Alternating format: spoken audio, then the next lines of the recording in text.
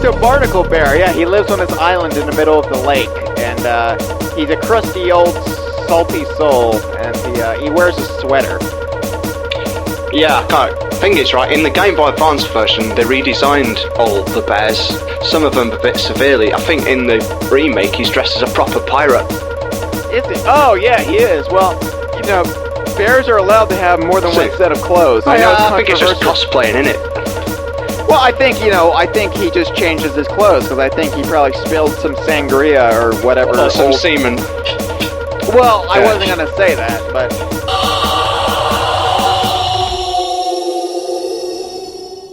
Hello, and welcome to the Kongversation. I'm Hyle Russell. And I'm Jeff Onan. And here we are, Jeffy. We're at the end of another year. Can you believe it? Time I guess works. Not. I cannot believe you called me Jeffy. That's something. You know, I thought New Year's resolutions, I want to give everyone a cool nickname because I'm the boss and I get to like throw out nicknames. Remember how cool George W. Bush was, giving everybody nicknames? Yeah, I remember that. I it's always been my dream to have a cool nickname, and I guess I can keep dreaming. Yeah. Well, I mean, you know, like you're Jeffy, Cameron's Cam,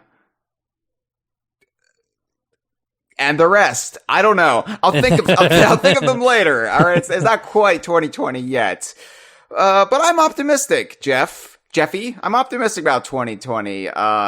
Even though maybe I shouldn't be. It is 75 degrees Fahrenheit outside, and I mean, if it was Celsius, we'd all be dead, but yeah, 75 degrees Fahrenheit. It's late December, yet it has the weather of a May, or even a July, a cool day in July. So it feels like Earth is about to, you know, explode like the planet Krypton. We've killed the planet. That's not good. Plus, you know, it's an election year, and a presidential election year, and I'm expecting another present to DK Vine from Russia with love. You know how that goes. Well, you know how it went last time. Not well. So I've got to be careful about the content I put on DK Vine, lest I want old Pooty Poot to come a knocking. So now that's a cool nickname. That was George W. Bush's nickname for Vladimir Putin, and I'm not making that up. Look it up. Well, it was news. Damn. All right. Yeah. So, you know, things might not be great in the world, Jeff, but I feel like I say that every New Year's episode. At least the Donkey Kong universe, that's in good shape. And we're going to be taking a little retrospective poo about 2019 on this episode, and maybe the entire decade, because it is also the end of a decade, so we've got to, like, roll out, you know, this happened these 10 years. You remember, you assholes? You remember this happening? But, I don't like to get too nostalgic either, because nostalgia has no place on DK Vine's Kongversation podcast. We're mostly going to be looking ahead to 2020 and use our collective brain power to try to figure out what's coming up for Donkey Kong, Rare, and Playtonic. And maybe nothing, you know. We do these every year, and we're usually wrong, or we're usually like a couple years too early for what we're predicting, but content, we got to fill it. Yeah, you know, but I need to get some due diligence first. End of the year due diligence, because who knows when I'll be doing this next, like next year. And that will be like late January, maybe. Are you gonna do that thing where you're like, hey, everyone, I'll see you next year. Yeah. Even though it's like a week away. I could be that asshole who thinks they're so fucking clever, even though, you know, everybody does that and they've been doing it since they were in diapers. So, have you taken your last poo of the decade yet? Yeah. Wait, well, see, the thing is, my poos, I mean, sometimes I go weeks, Jeff. Sometimes. Yeah. I did mine last month. I store up like a camel, and other times it's like a chocolate fountain at the debutante ball. Wow. Okay. Yeah. My recommendation is you save it till like 2 minutes before the countdown. Yeah. And then you start pooing in one year, you finish pooing the next year, and it's as if you've pooed for a whole year. 2 decades. A poo that spans 2 decades. Oh, God, you're right. Yeah. So we might live stream that. Who's to say? Maybe I should just do due diligence throughout that defecation, but maybe I won't, because like I said, I'm like Go We the Camel. You have to beak bomb me to get it out. So first of all, I should bring up that DK Vine will be at Magfest in Maryland, National Harbor, Maryland, this Thursday, January 2nd.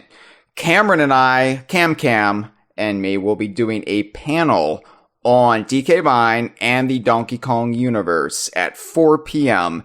in the, and I apologize for this, the Woodrow Wilson Ballroom. American president, notorious racist. I'm sorry, I didn't name it. Woodrow Wilson Ballroom, 4 p.m.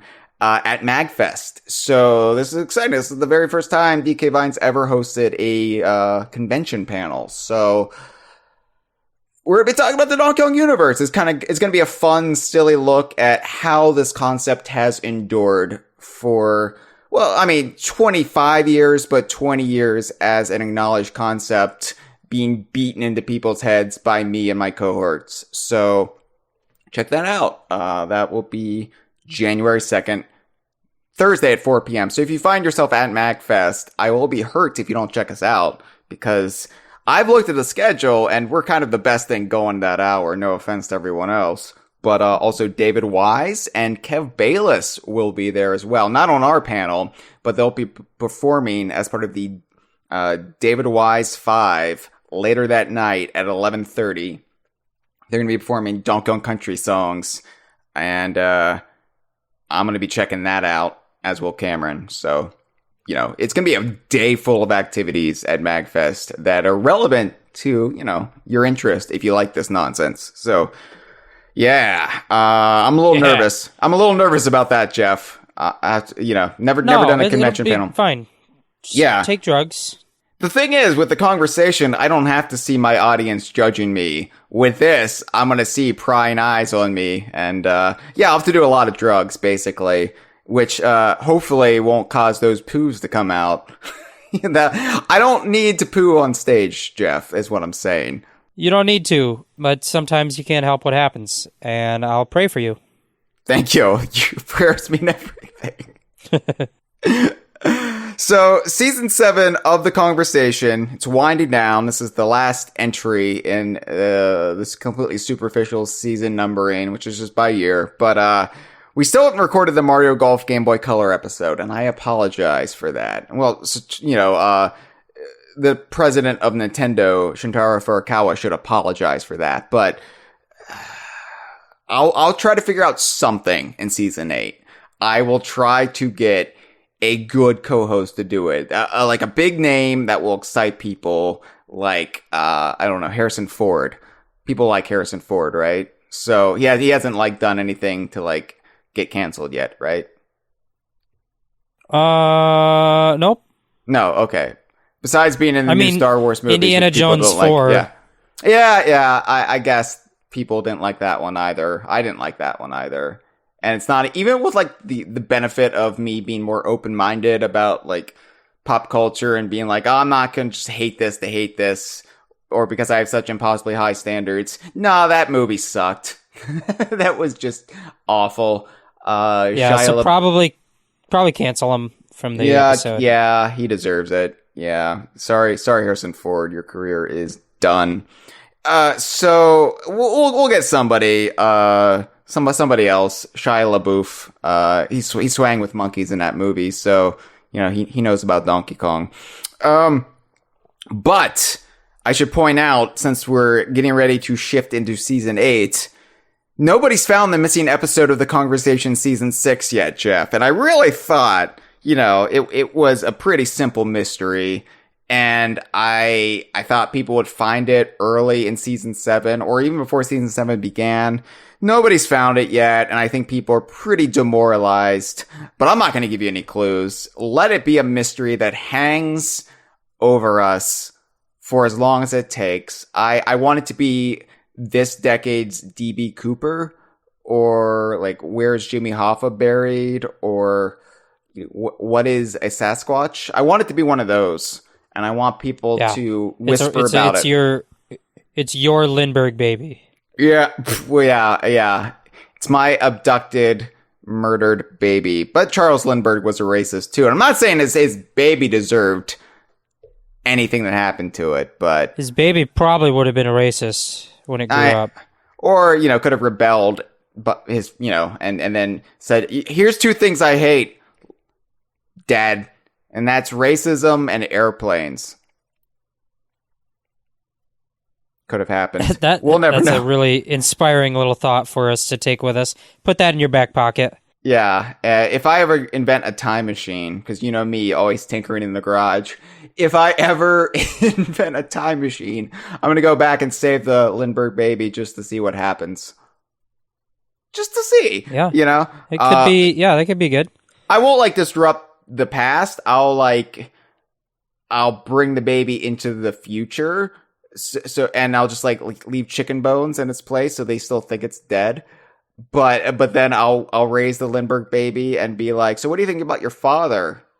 We'll just see if the Lindbergh baby hates airplanes. So what the fuck? Nobody's found a missing episode of the Kongversation season 6 yet, Jeff, and it's still a valid offer. The first person to do so and tweet us the proof at DKVine will receive an autographed copy of Sea of Thieves #1, autographed by the author.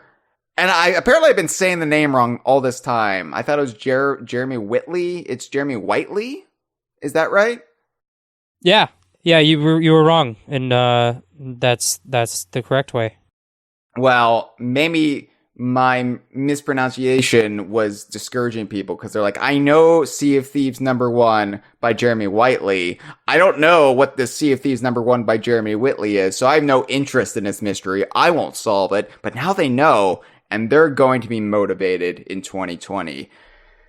But at least just Andre did record a roughly 6-hour audio commentary on our audio commentary of Playtonic's Yooka-Laylee commentaries, and his reward is he selected us to do a Kongversation episode that's a character witness for the Banjo-Tooie boss, Mr. Patch. And we're going to be doing that early in Season 8. So congratulations, Andre. At least one of my ridiculous games has been played. So that feels very gratifying for me. I assume it was demoralizing for you. So we'll try to make that Mr. Patch episode as good as we possibly can. And we're going to have a ton more episodes on the docket next year. Season 8 is going to be a big one. So in addition to finishing our discussions on Yooka-Laylee and the Impossible Lair, in addition to continual Sea of Thieves coverage and Sea of Thieves expanded universe discussion, we're finally going to be talking about Chris Alcock's book. We're going to be talking about the new digital comics by Jeremy Whiteley.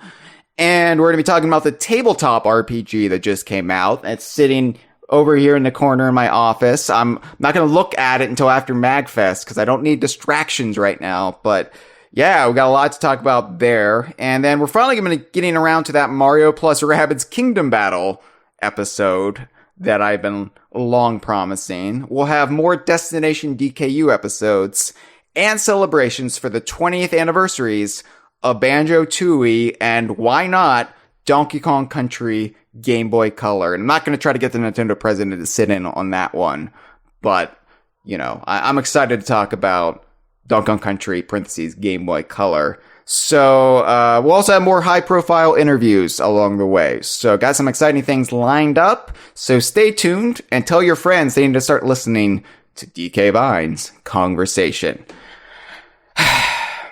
But, Jeffy, I do need to talk a bit more about Season 7. So this is the season finale of Season 7, Jeff, and I'll just promise right now there is not going to be a missing episode of this season, because I thought it would be ridiculous, pull that stunt again after nobody's found Season 6's missing episode. Like, what's the point? Why would I waste my time? Why would I waste anybody's time? having multiple missing episodes of the Kongversation in limbo at once. I'm not going to do that. Don't worry. But there is a gimmick, Jeff. There is a gimmick to this season. So, as you know, or you might know if you were paying attention, the imagery of the Kongversation Season 7, it was 007 themed, James Bond themed, you know? So, Jeff, do you know what each episode has hidden in it? Crisps. Yeah. That's right. Each episode has us covertly eating potato chips. And if you can locate the crunch in each episode, no, that's not it. That's not it at all. Oh, dang it. I thought it was close. Yeah, no, each episode of the Kongversation Season 7, including all 35 regular episodes and the Kongversation mini episode, has me uttering the title of a James Bond movie or novel or short story. I name drop one in all 36 episodes. The only exclusion to this is I do mention video games from time to time, like GoldenEye 007. Those do not count. Video game mentions don't count because that wouldn't be fair. That would just confuse things, because considering we're so heavily involved in rare discussion on this show. So there is a Bond movie or novel or short story name dropped in all 36 episodes. And this includes the Ian Fleming originals, and this includes the continuation novels as well. So, to the first person who can list them all in the order spoken this season, they will receive, and you have to @ me at DKVine on Twitter with the list. You will receive a Pierce Brosnan James Bond Funko Pop figure. That's right, Pierce Brosnan James Bond Funko Pop figure, as well as either a physical copy of Yooka-Laylee in the Impossible Lair for whatever platform you want. If you want it on Steam, I'm just going to get you a digital copy because I can't procure you a physical copy for Steam, but you know what I mean. Or you'll get a physical copy of Sea of Thieves. Your choice, one or the other, along with the Pierce Brosnan Funko Pop. So, that's the game this season. Good luck, everyone. All right. That's done. All right. All right. Yeah. Good episode, Jeff. High fives. No, so we got some calls to take, and I thought we would take the calls first this time around because so many of these calls will actually open up the avenues of discussion we'll be getting into. Not only looking ahead to 2020, but also looking back at the year and maybe even the decade that was. So, let's take the first call. Hyle and Hyle's guest. Hopefully it's Mitchell because that's the only one I remember frequently. Hey guys, how you doing? Been a while. Merry Christmas, Happy Mother effing New Year. I just wanted to call after a while. I've been absent. A lot of shit's been going on for everybody. And I just wanted to wish y'all a Merry Christmas and all that jazz. I wanted to know if you guys were going to the Congo Bongo Festival of Lights. And you guys are going to see the fireworks for me, DK, Candy, and the rest of the DK crew. I don't know. I'm going with my lady. And we're going to be chilling.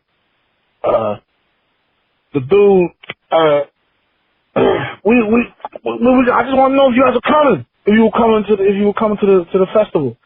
You know, DK's master ceremonies and it will kind of be messed up. I think Daly's coming. I didn't really ask her, but I feel like she is, and Grant. And I think even Andre from Game Explain and the rest of them from Game Explain is coming. I think Arlo may be coming too. Dog, it's going to be a ball. Let me know if y'all are coming. Also, if you see any of the Pongaks, tell them hello. It's the Festival of Lights. It's a treaty. All right? We're not supposed to. No strife. It's a time of giving and love. Anyway, guys, Merry Christmas, Happy New Year. I'll see y'all later. Let me know. Well, I was wrong. That opens up no avenues of discussion. No. Well, he did mention the only co-host he remembers is Mitchell. Yeah, whose cool nickname is Sprinkles. Sprinkles, yeah. Spider Sprinkles. But yeah, it makes me feel real great. Smash is an interesting fellow, isn't he? Is he not? Yeah. Yeah. So are we coming, Jeff? Are we coming to, what was it? The Congo Bongo Festival of Lights? He can't even throw in a Donkey Kong video game reference. He can't call it the Congo Jungle Festival of Lights. He can't call it the DK Isle Festival. Nah, he has to go Congo Bongo. So are you coming, Jeff? I can't make it. I'm busy that year. Yeah, no, sorry. It doesn't seem to be canon. I don't think it's canon Smash, so I can't attend. Yeah, Game Explain can do what they want, but that doesn't make it canon. Yeah, no, but yeah, sad we'll miss Daly and Grant there, I guess. Smash.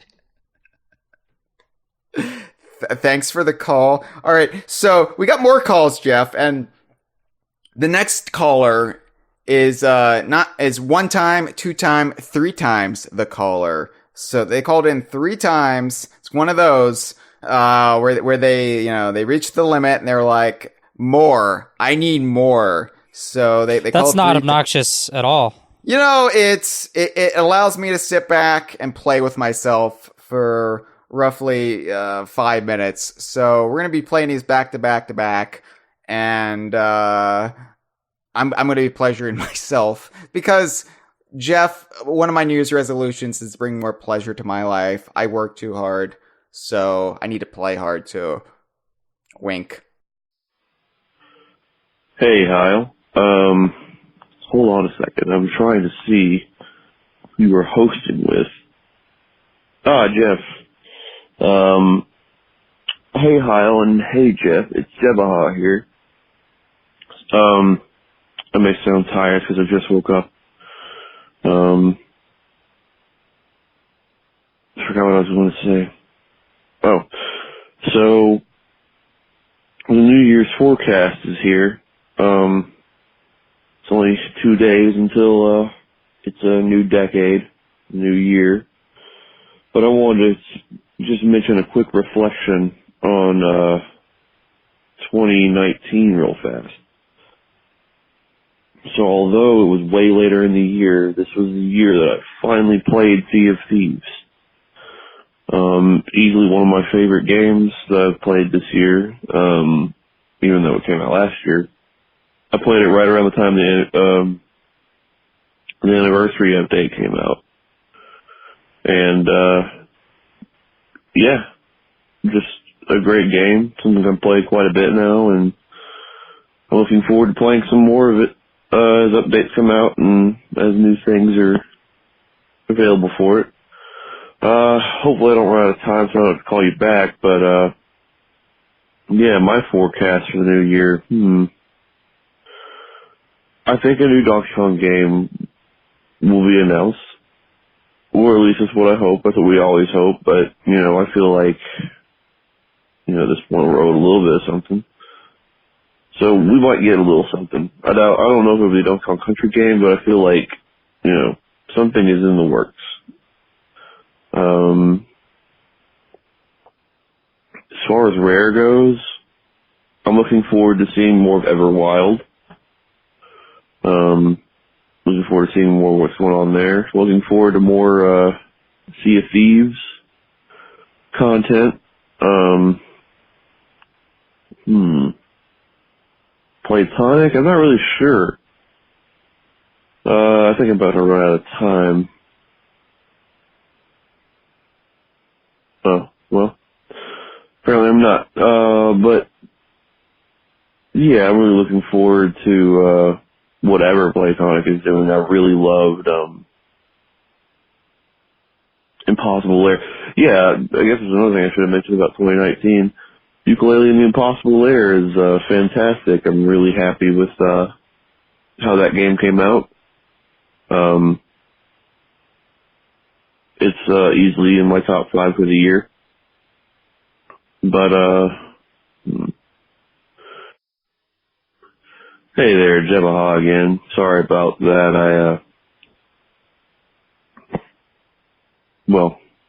I just ran the cutoff time. Still tired, still trying to wake up. Let's see. What was I talking about before? Oh yeah, Impossible Lair. Impossible Lair is, easy one top 5 of the year. Really happy with how the game came out. And it just makes me more excited to see what Playtonic's up to next. Always interested to see what they're going to be doing. I don't know. I feel like with Rare, the only thing we should be anticipating now is Everwild. I don't feel like there's going to be anything else really announced next year. This is what I want there to be stuff. I mean, Battletoads, I still don't think Battletoads has a release date yet, but hopefully sometime next year. I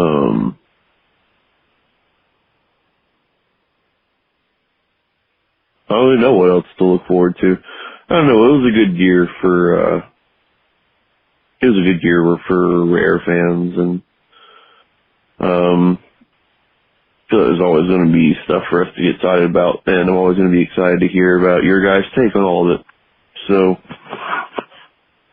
you guys have a fantastic day. Jeff, thank you again for letting me onto the Sea of Thieves Discord. I know I don't get on there very often, but hopefully I can catch one of you guys to play something soon.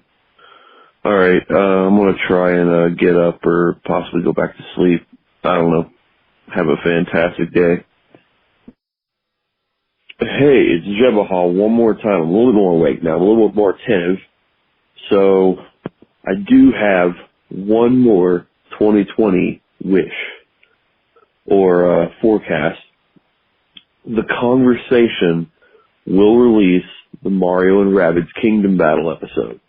Now, I know I asked Santa Kong, this year to bring the episode to me. Didn't get it. I guess I was a bad boy. I guess I was on the naughty list this year because it didn't happen. Now, I don't mean to be a smart aleck about it, because I know I was the last time specifically. I don't want to be hostile this time. I just believe it's going to happen. I hope it happens. And if it doesn't, well, it just means I've been a little too naughty. So, yeah, I'll be as nice as I can so I can get the conversation on Mario and Rabbids Kingdom Battle. That'll be a nice New Year's gift. So, yeah, now I'm done.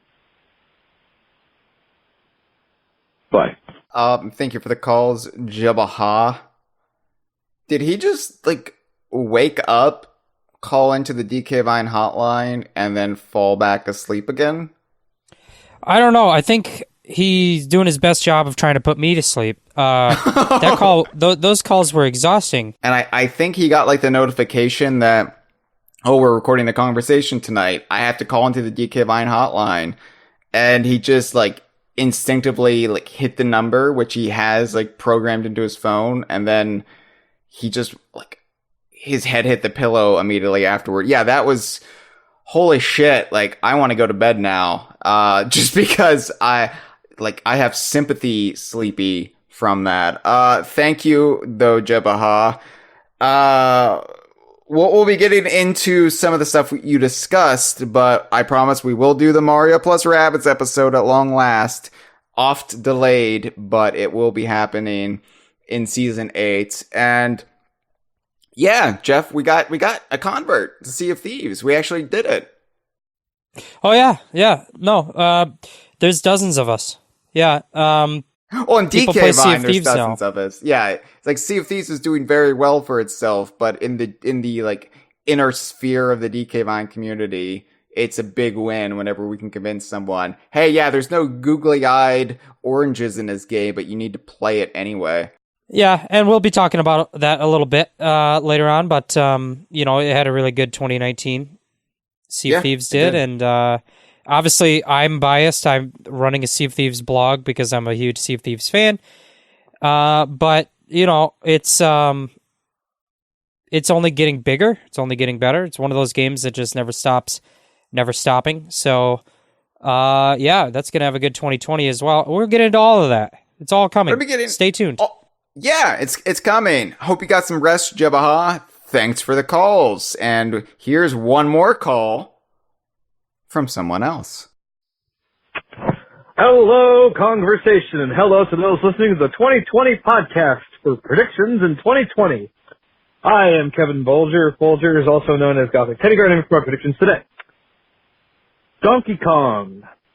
Well, I believe that the team that brought you Super Mario Odyssey is working on a 3D Donkey Kong title. Now, the team is not unfamiliar with the brand. They've done Jungle Beat before. A lot of people are knee-jerk assuming and being presumptuous that the game's going to be Odyssey 2.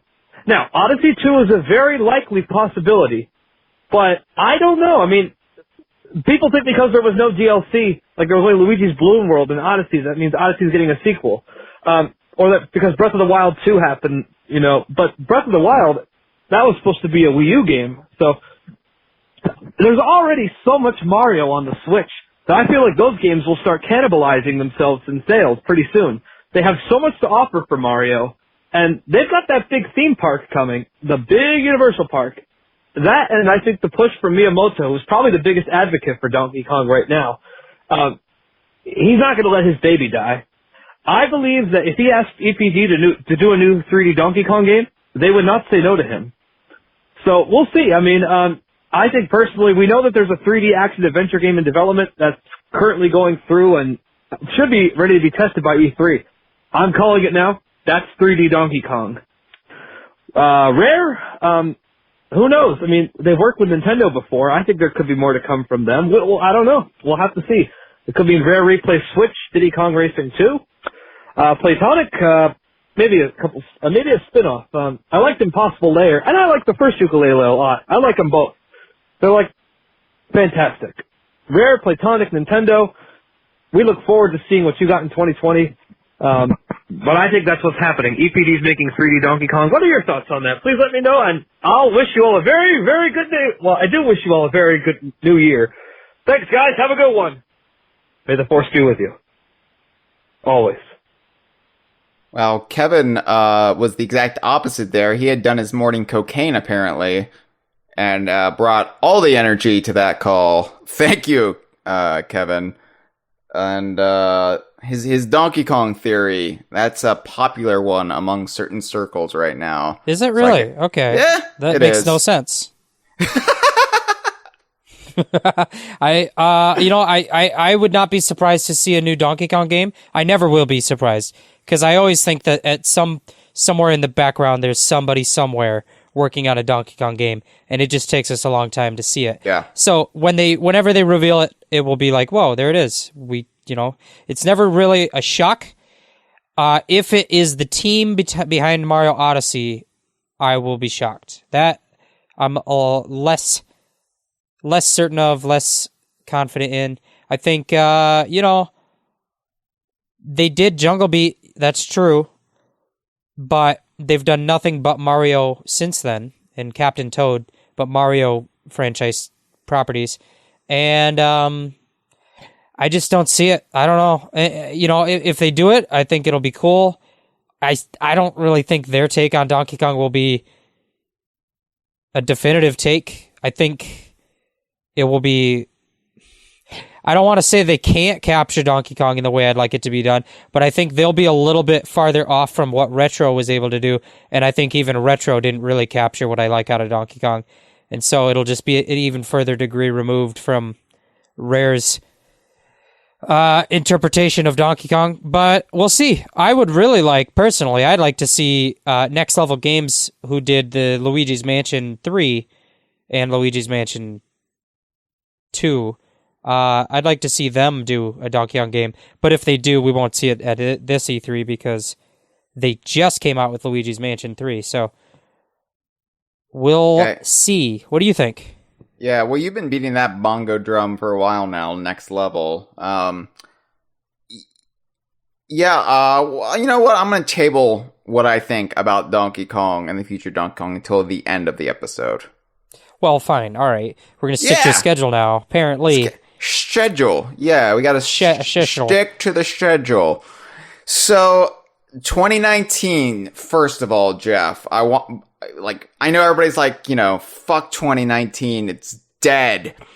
but I wanted to pay my respects a little bit and speak at its funeral. So yeah, it was a pretty big year for us, all things considered. And 2018 was pretty big too, but I feel like 2019 kept that momentum going. And then some. Obviously, everybody's going to talk about Banjo-Kazooie and Smash, which what more can be said about that? We've already talked about that ad nauseum here on the Kongversation. But between that and Yooka-Laylee and the Impossible Lair and the way Sea of Thieves grew this year with the anniversary update and then everything that's come since the anniversary update, I think 2019 has to be just one of the best years that we've seen in many years. Certainly, I think 2018 and 2019 were two of the best years for the Donkey Kong universe since the original eras, the classic era, the spin-off era, the days of the N64. So I am very hopeful, I guess, that the momentum is going to keep building off of where we're at. And why shouldn't it? We've got Rare back in fine form. We've got Playtonic, and there is vested interest in making sure Donkey Kong is a viable IP.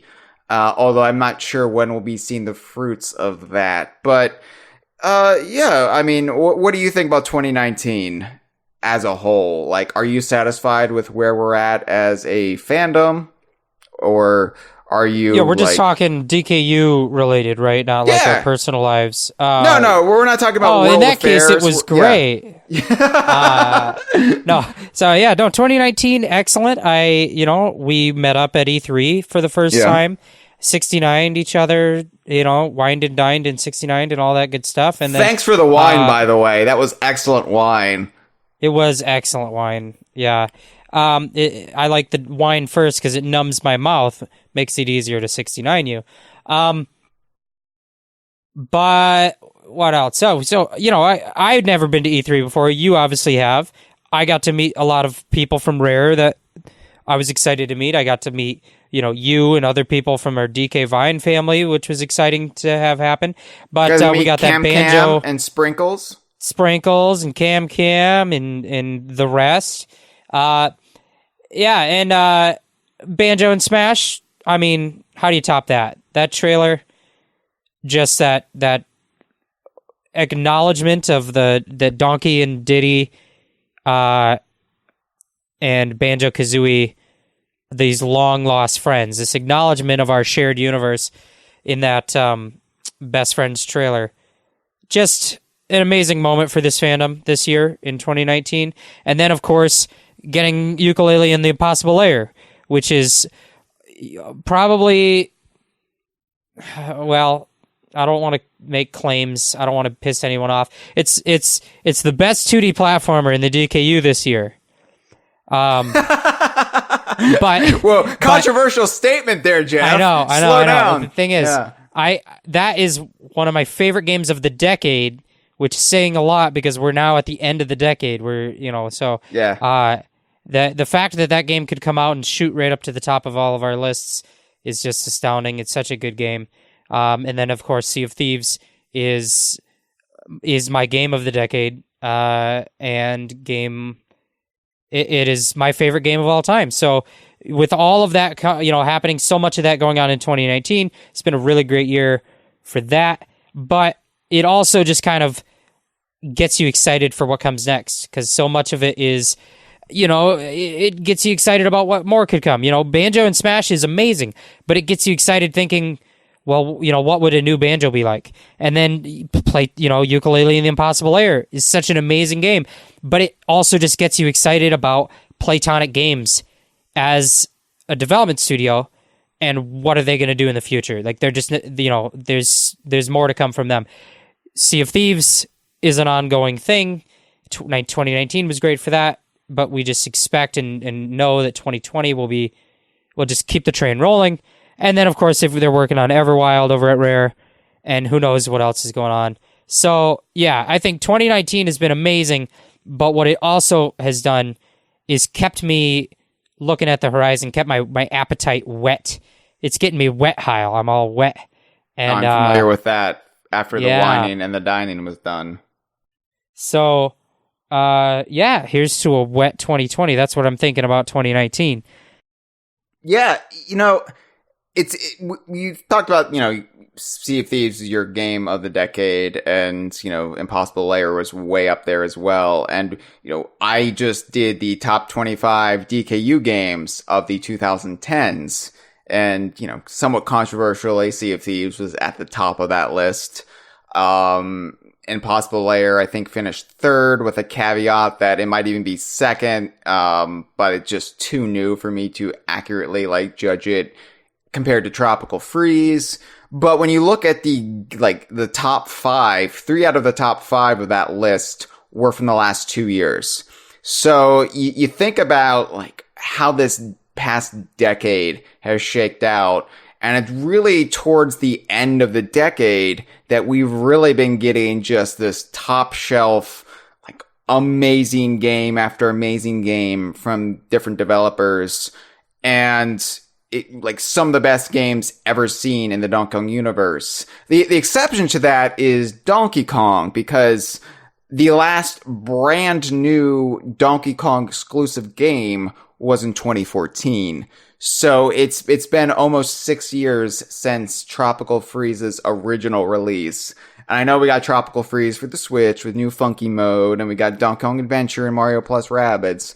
But yeah, that math checks out. So it's it is interesting how whenever Donkey Kong is in a dry spell, the other areas of the Donkey Kong universe are exploding. And then it seems like we can never have both at the same time. And I'm hoping that changes. If not in 2020, then pretty early in the decade. I'm hoping we can have it all. We can be like those career women of the 90s. I want to have it all, Jeff. Yeah, I don't remember the 90s that well, but sounds good. Yeah. I think having a new Donkey Kong it's a question of when rather than if. Obviously, with an IP brand as large as Donkey Kong, with as much investment behind it, there's going to be a new Donkey Kong game. Sure. Don't know when. It'll be soon, maybe, or not. We'll see. But then you're getting Playtonic games just making, working away like little chocolate factory, making their chocolates. And that has me so excited because,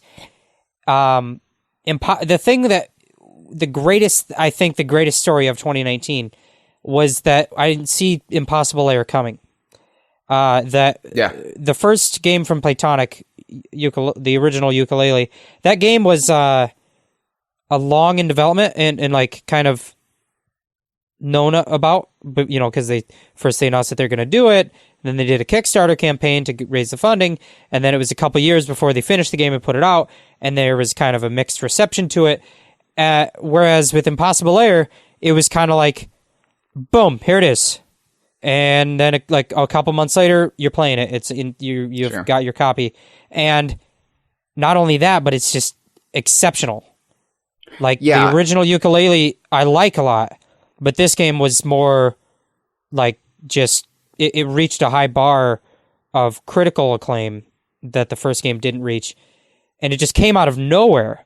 And Yeah, and the conversation will be going more in depth with Impossible Lair as we finish. I think we've got 2 more episodes, maybe 3, just talking about the nitty gritty of the game itself.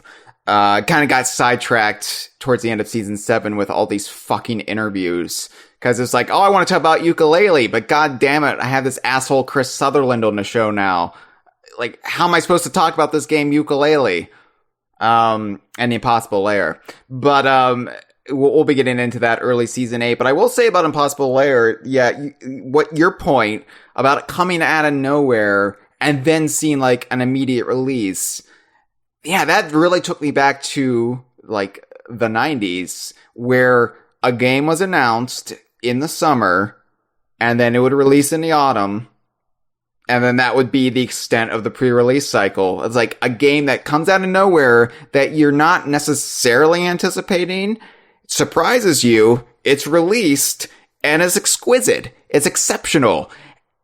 That is something we don't really see often these days, because more often than not, a game is announced, either we're anticipating it or we're not, but then we have maybe a year worth of hype or build up. Sometimes, less than a year. Sometimes it's like 9 months or whatever, but we don't have as quick of a turnaround time as we used to. And I think Impossible Lair being an indie title, they were able to do that and kind of surprise everyone. And I like that. I take delight in that.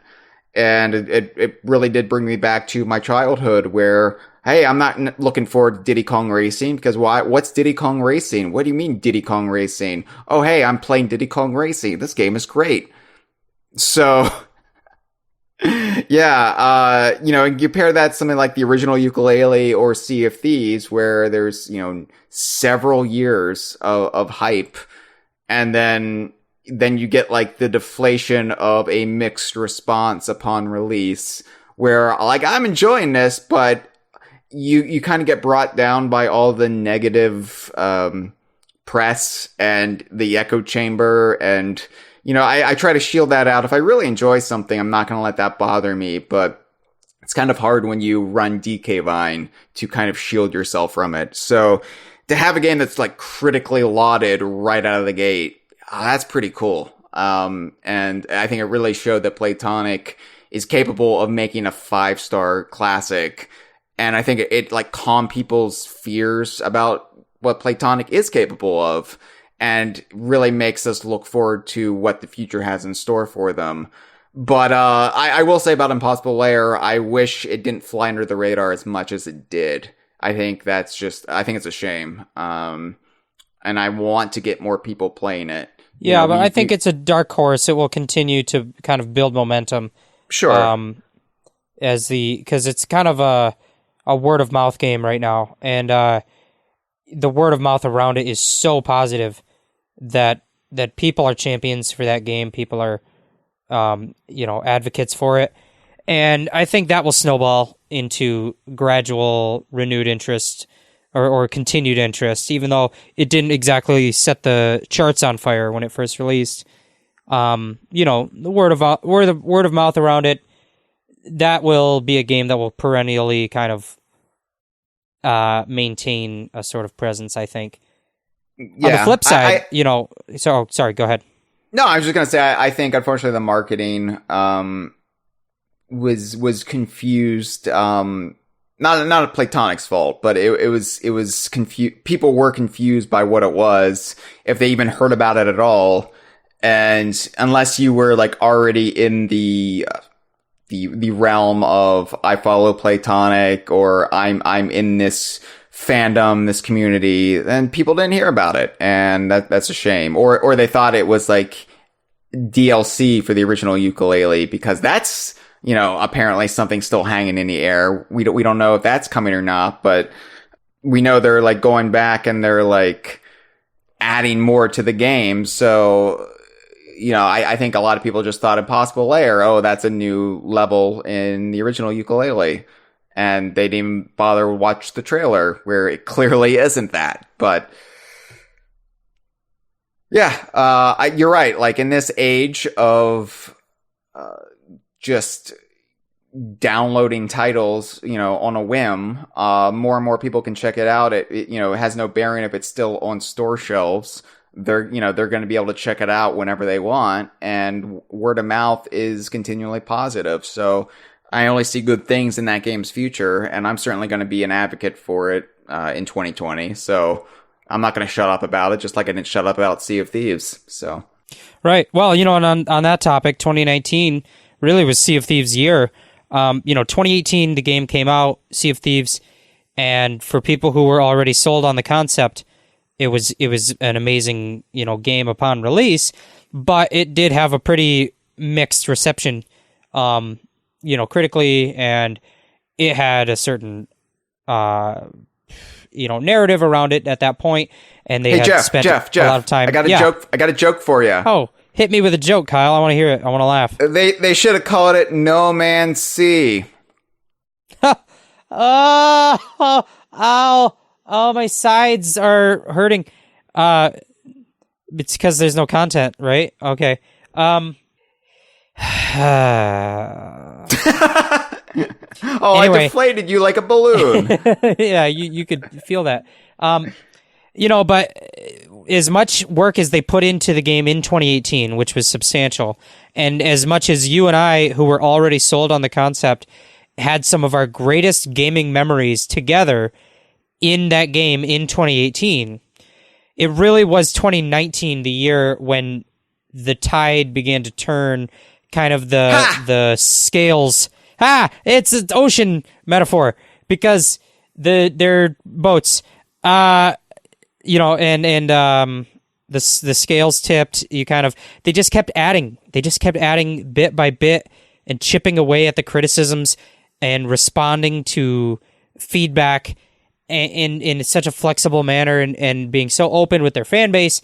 And sometime in early 2019, when they had the anniversary update, the very, very, very large update, the narrative shifted, and suddenly critics in the media and conversations online across gaming websites, they all started to say that Sea of Thieves isn't that same game that you had heard of before, and that maybe it's worth checking out now. And there was a lot of renewed interest on social platforms and on streaming platforms and all that good stuff. And it's really great to see, because you can tell that it's been a labor of love, and that there's just a dedicated, passionate team working on that game that just never gave up. And there's a passionate fan base that didn't give up, that knew there was a magic there, even if there were flaws at launch. There was such a solid foundation that you and I had been hooked by, and they could see that game was just going to keep growing, and we're there.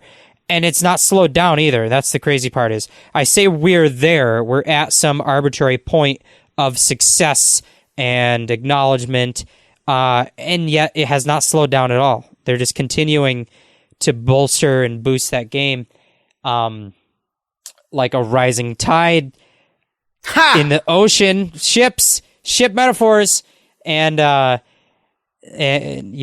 so we'll see. But that's just been a really good year for Sea of Thieves, as well as a really good year for Playtonic, and all of it. It's all good.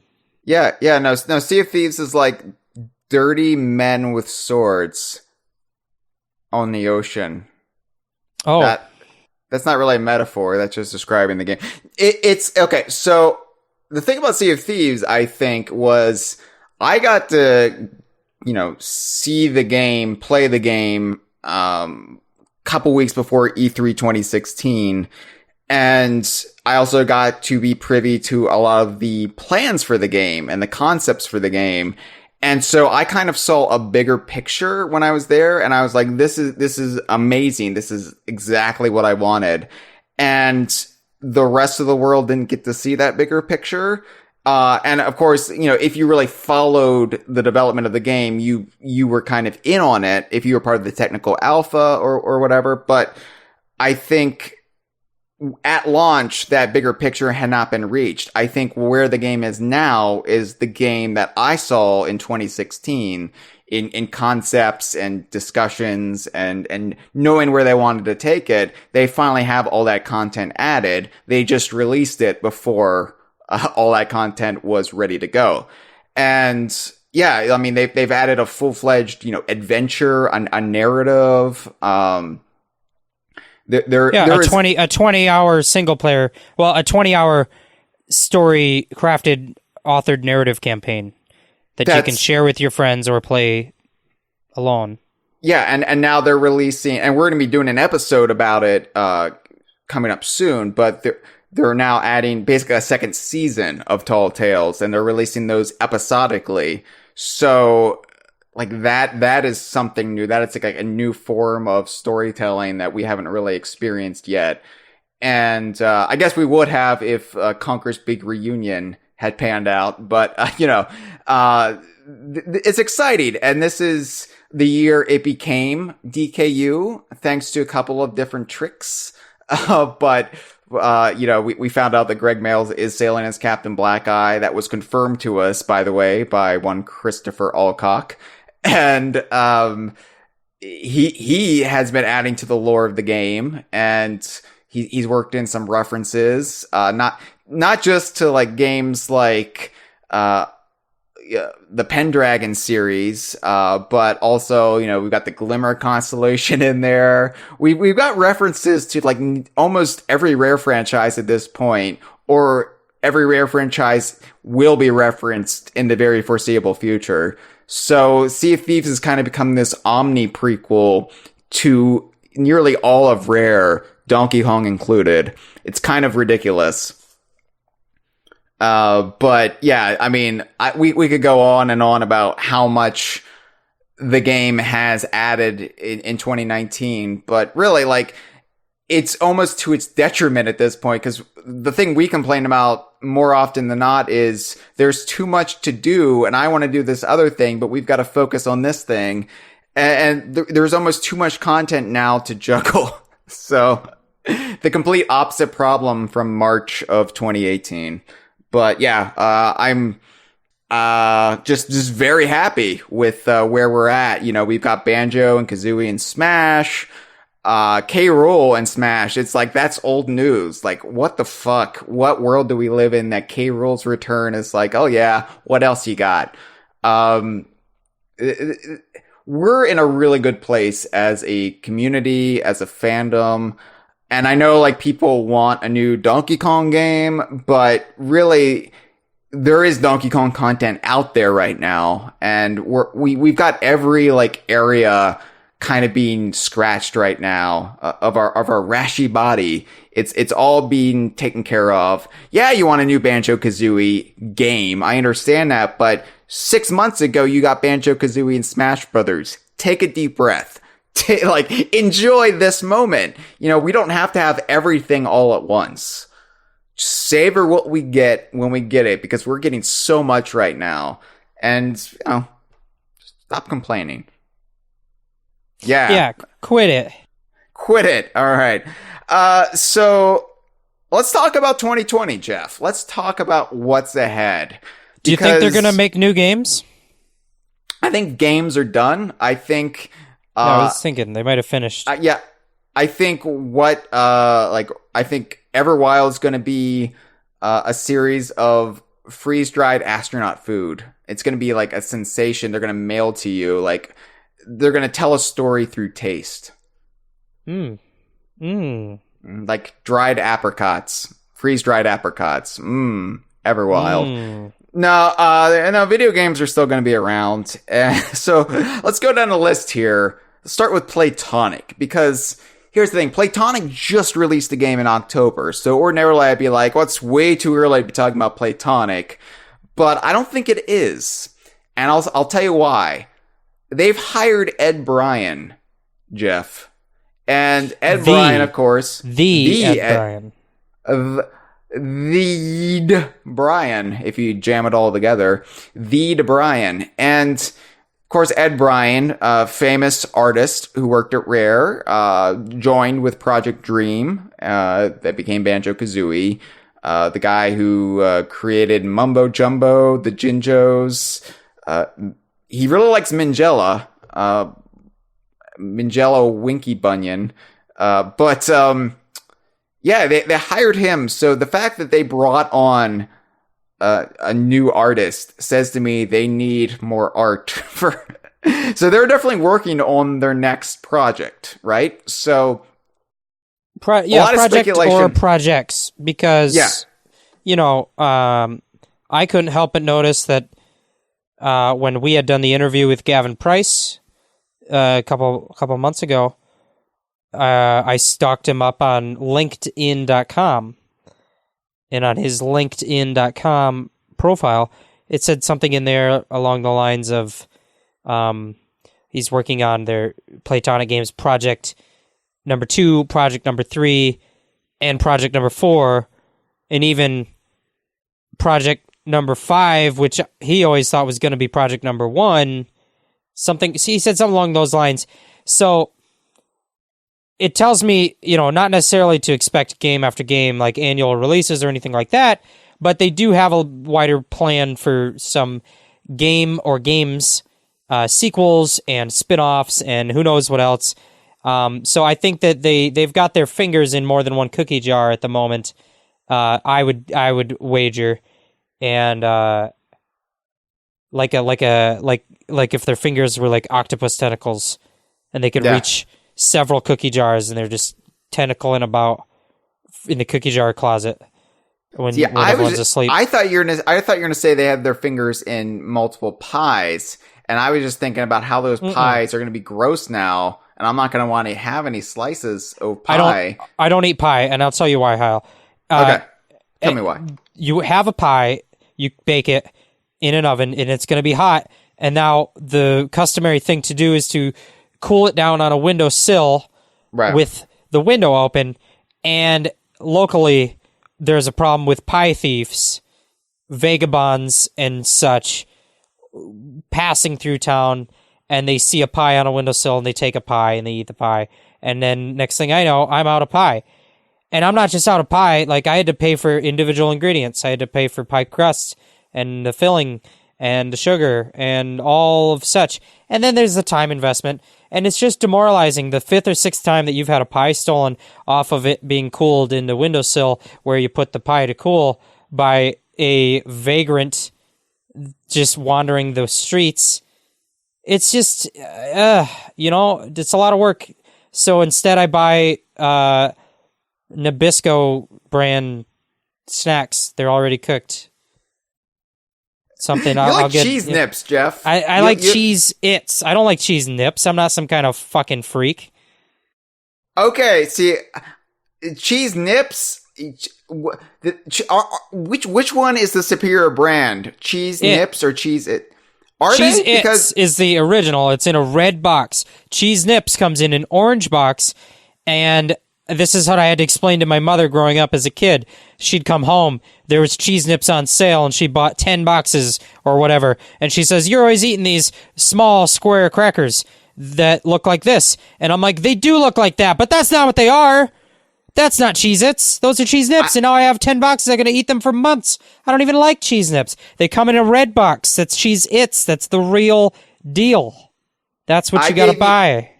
I gave you a lot of shit at E3 for your Cheez-It habit, and I would like to apologize because I feel like there was no reason for me to judge you so harshly on your cheesy squared little cracker addiction. We were all under a lot of stress. We were. Banjo and Kazooie had just been revealed, and then all of a sudden Jeff walks in, Cheez-Its, and I'm like, what the fuck is this, Jeff? Like, hey, everybody, it's 98 degrees outside. You want to watch me eat crackers? And Hyle's just like, I don't have the patience, Jeff. Yeah, I didn't. Yeah. We were all blowing up each other. Mitchell was like, why the fuck does my car have spiders in it? And Jeff is just watching the spiders while eating his Cheez-Its, and we were all just at each other's throats. And Where did this all come about? Something about fingers in the pies. Playtonic has all the fingers in the pies, and that's why I eat Cheez-Its, because of homeless people steal pie. Yeah, and also they get attracted to the pie because of the little pie scent, and then they start floating in the air, and then all of a sudden you've got like these people flooding into town because they think it's this religious event, like the second coming of the Messiah, the pie Saya, because they're floating, they're doing miracles, but really it's just a pie. It's the alluring scent of pie. Vagrant, yeah. And they've got like a stick over their shoulder, and on the end of a stick is like a handkerchief tied in a ball with all their belongings inside. A bindle, maybe it's right? polka dotted. Yeah. There's a word for it, and then bindle, they right? can fit it's all their bindle, right? Yeah. Verify Bindle? this. Sure. I don't know it. You might know it. I don't know it. So they put all their belongings in the bindle. I just looked it up. I was right. It's a bindle. All right, God. So they put all their belongings in this thing, and they still think that, this is the footprint I leave on the earth, but I can just take any pie I want. I can walk about. I can just take pie. They don't even bring back the tin, Hyle. They don't even bring back the tin. That's why you don't reuse the tin. Get a disposable tin. Look, the planet's dead. We've killed it. Throw your fucking tins away, Jeff. Fill the landfills with your pie tins. I say, let's just have at it. Who cares anymore? We've screwed ourselves. The boomers ruined the planet for us. We might as well just revel in their filth, and let's throw away our pie tins. Well, why would I even buy a pie tin? Why wouldn't I just go down to McDonald's Incorporated and buy their hot pies, 2 for $1, fucking apple, cherry, whatever? Why not? Why have a real pie? Why have anything real? Why have any substance? Why can't I just live off of the fake fucking McDonald's pies, Hyle? 75 fucking degrees right now outside. And I just E3 all over again, instead of nips or its or whatever the fuck you eat, you're talking about pies, and I'm getting agitated all over again. Because I just want to talk about video games. I saw a deer the other day. He came up to he just started licking my window because he was so hot. And then he exasperatedly fell dead in the yard. That's climate change. He was exasperated, Hyle. They call that reverse tauntaunting. Yeah, I thought they smelled bad on the outside. I guess reverse tauntaunting would be when the deer cuts Harrison Ford open and crawls inside of him. It's when a dead deer who's been disemboweled suddenly heals and then stands up and walks away. That's reverse tauntaunting. That's what climate change gets you. That's where we're at right now. Yeah. And then they eat your pies. Yeah, so I think Playtonic, though, there's a lot of speculation about what they could be working on. A lot of people, it's surprising the reaction to Impossible Lair, because so many people said, I wanted a direct sequel to Yooka-Laylee. I wanted a new 3D platformer.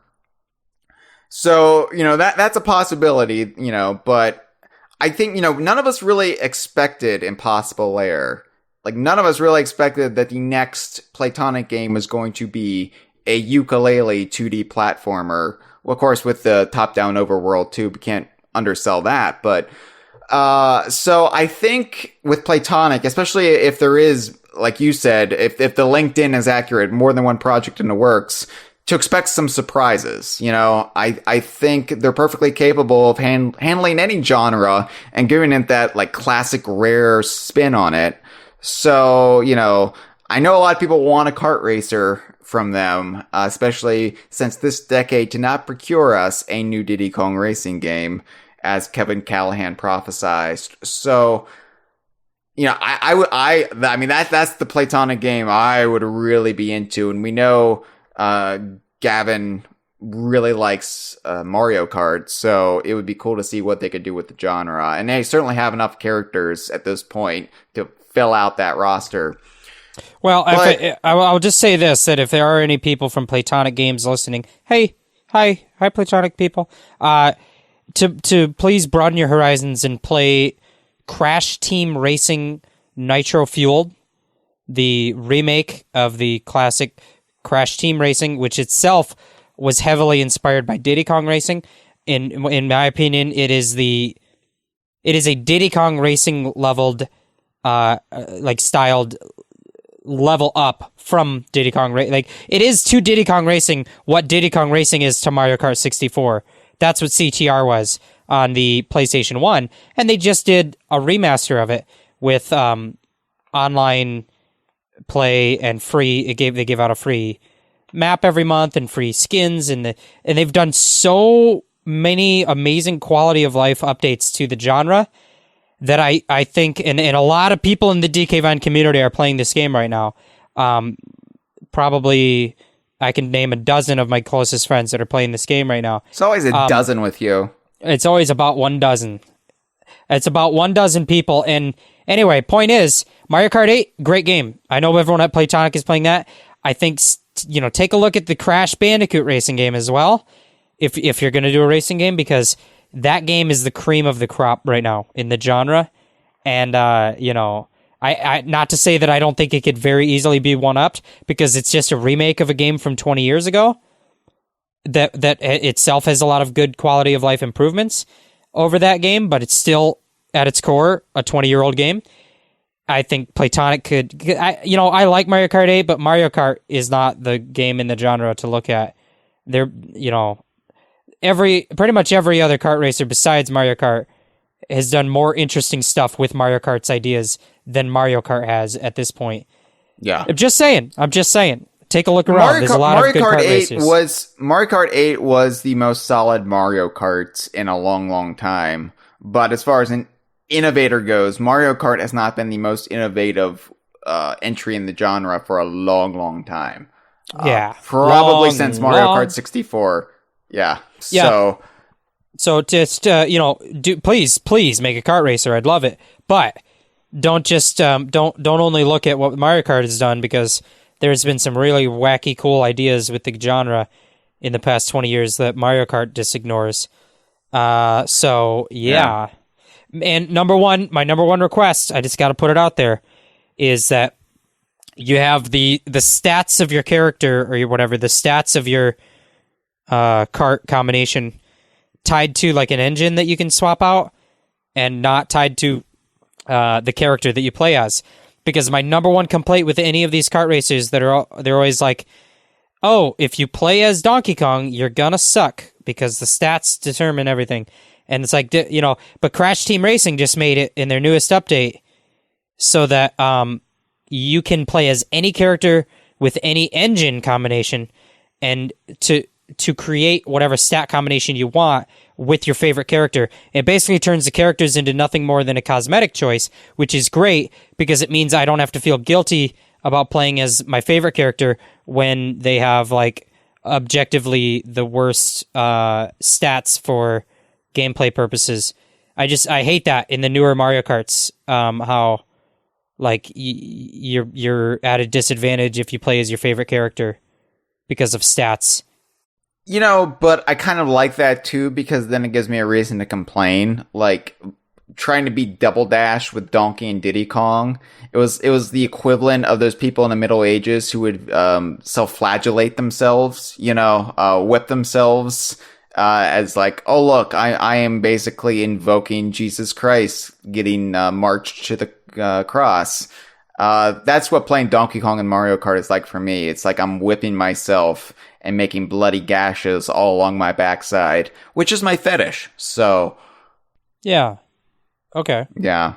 Which you should know, Jeff, because I made you watch when I did it back at E3. Yeah, that was you were eating your Cheez-Its. You were eating your Cheez-Its, and I was like, watch this, Jeff. I was like, hey guys, you want to head back to the Lev Shack and I'll have 17 beers while Hyle beats himself? Everyone was just like, yeah, sounds like a night. Okay. Yeah, E3, man. It's a special time of year. The thought does occur to me, though, those Yooka-Laylee developer commentaries, Gavin did let like a few clues slip in about Impossible Lair. Like in retrospect, in hindsight, he alluded to Impossible Lair a few times in there. So maybe we should go back and listen to those again to see if there's any more clues in there about what Playtonic is working on. Like, I'm still trying to get the hashtag going because we just recently interviewed Chris Sutherland. Yeah. And asked him for one word that references in a totally cryptic way the next game that Playtonic is working on. And his word was zombie. Right. So hashtag Project Zombie, that's their third game. We don't know what that means at all, but we got to run with that. That's all we have to go with right now. Yeah. In the live stream chat right now, ZaxLXL says, looking forward to that Playtonic bongo game, which I would be okay with. I would love to see the quote-unquote rare take on Nintendo's Donkey Konga. Well, rather Namco's Donkey Konga, but, I didn't hate the bongos, as a concept. They were fun. They're a fun concept. The bongo controller, it's a fun concept. Here's where they went wrong. At no point during that whole console generation where Donkey Kong was shackled to bongos, at no point did they make a pinball game where you use the bongo controller to operate the two paddles of a pinball board. And that's where they went wrong. That is where they went wrong. They really fucked up I hope they feel bad. So here's my prediction. I think we will hear something about a new Playtonic game. I don't know if it will see release in 2020, but I think it will be announced. And I think we will get DLC for both Yooka-Laylee and Impossible Lair. That's a lot of stuff. If that all That's comes a lot of true, stuff. I'll be real happy. I think I would also, because I hope that Daly is listening to this. If Daly is listening to this, I would like to say to please do some more developer commentaries this time for the new game, Impossible Lair, because I really liked the developer commentaries. I want some more of those. Yeah, and the first person to do a roughly 6-hour commentary on our... No, we're not going to do that again. So, moving forward to Rare. And this is the first year that Rare has announced 2 projects in the works. Well, 2 games working on concurrently. Well, 3 games, technically. We'll say 2.5.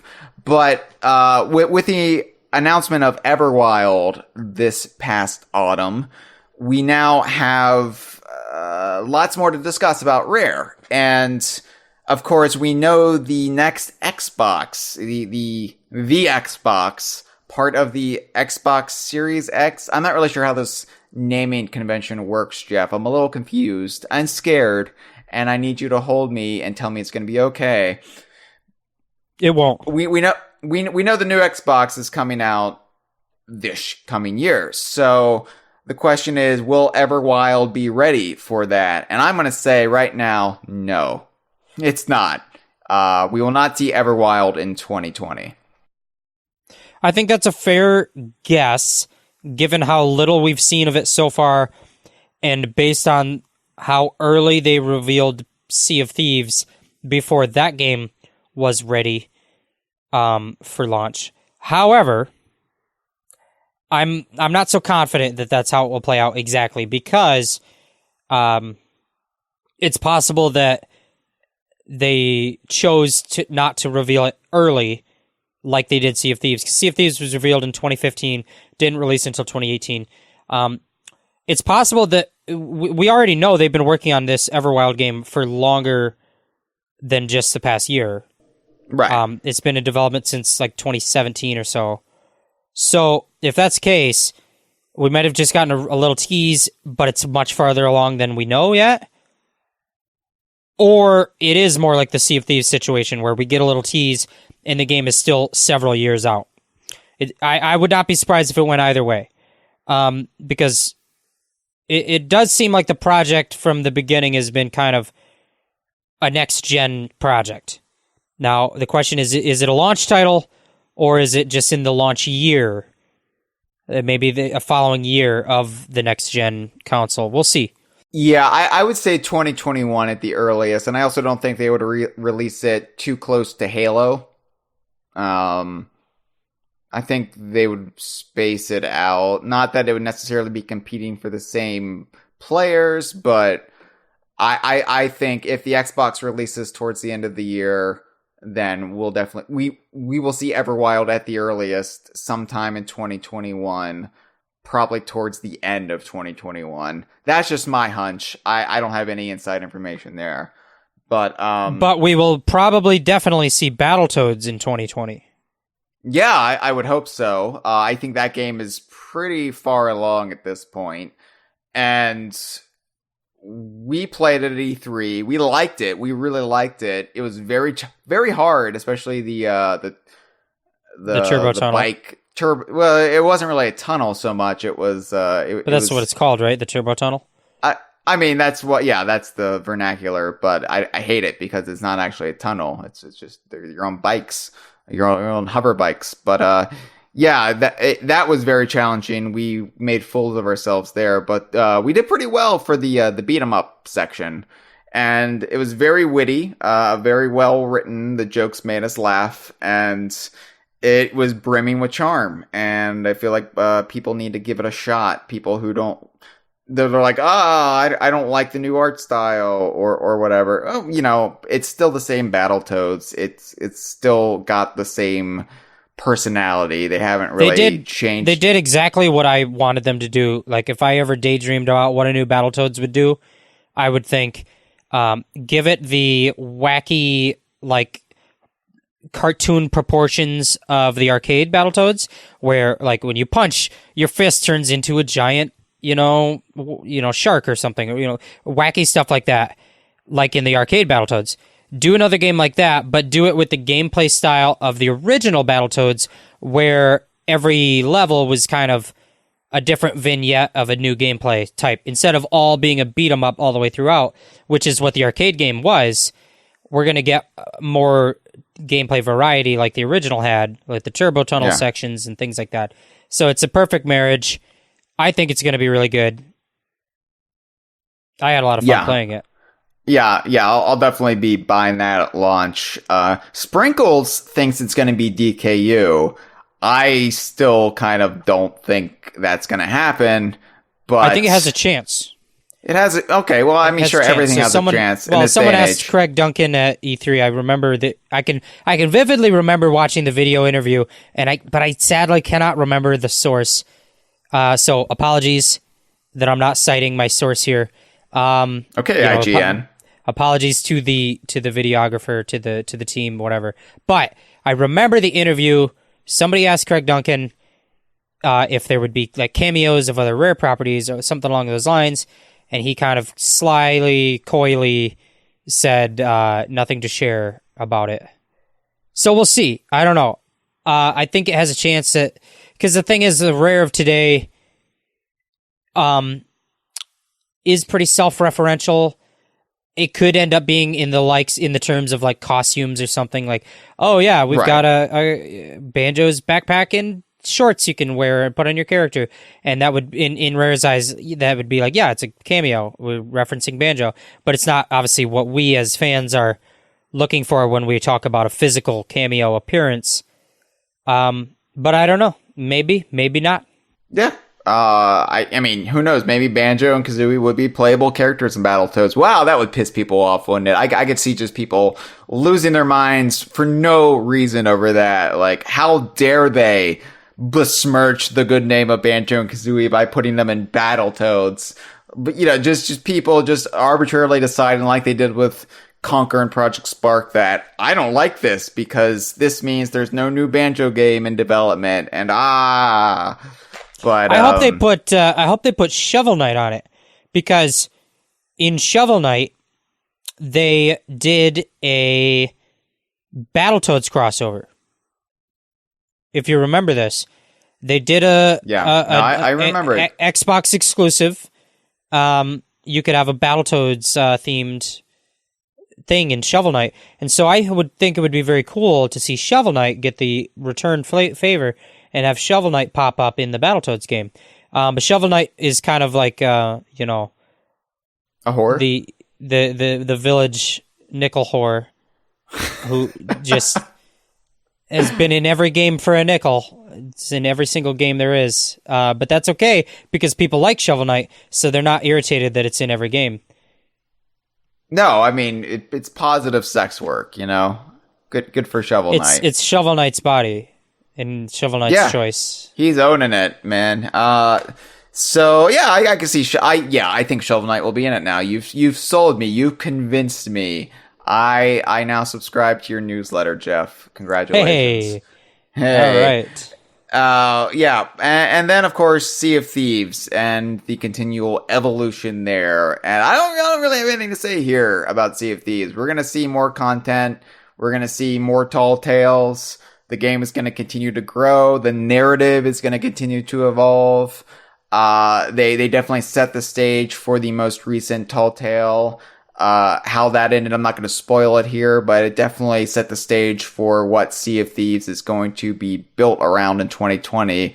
At least one element of the story, the narrative, because they've got like 5 or 6 narrative threads going on right now, and it's.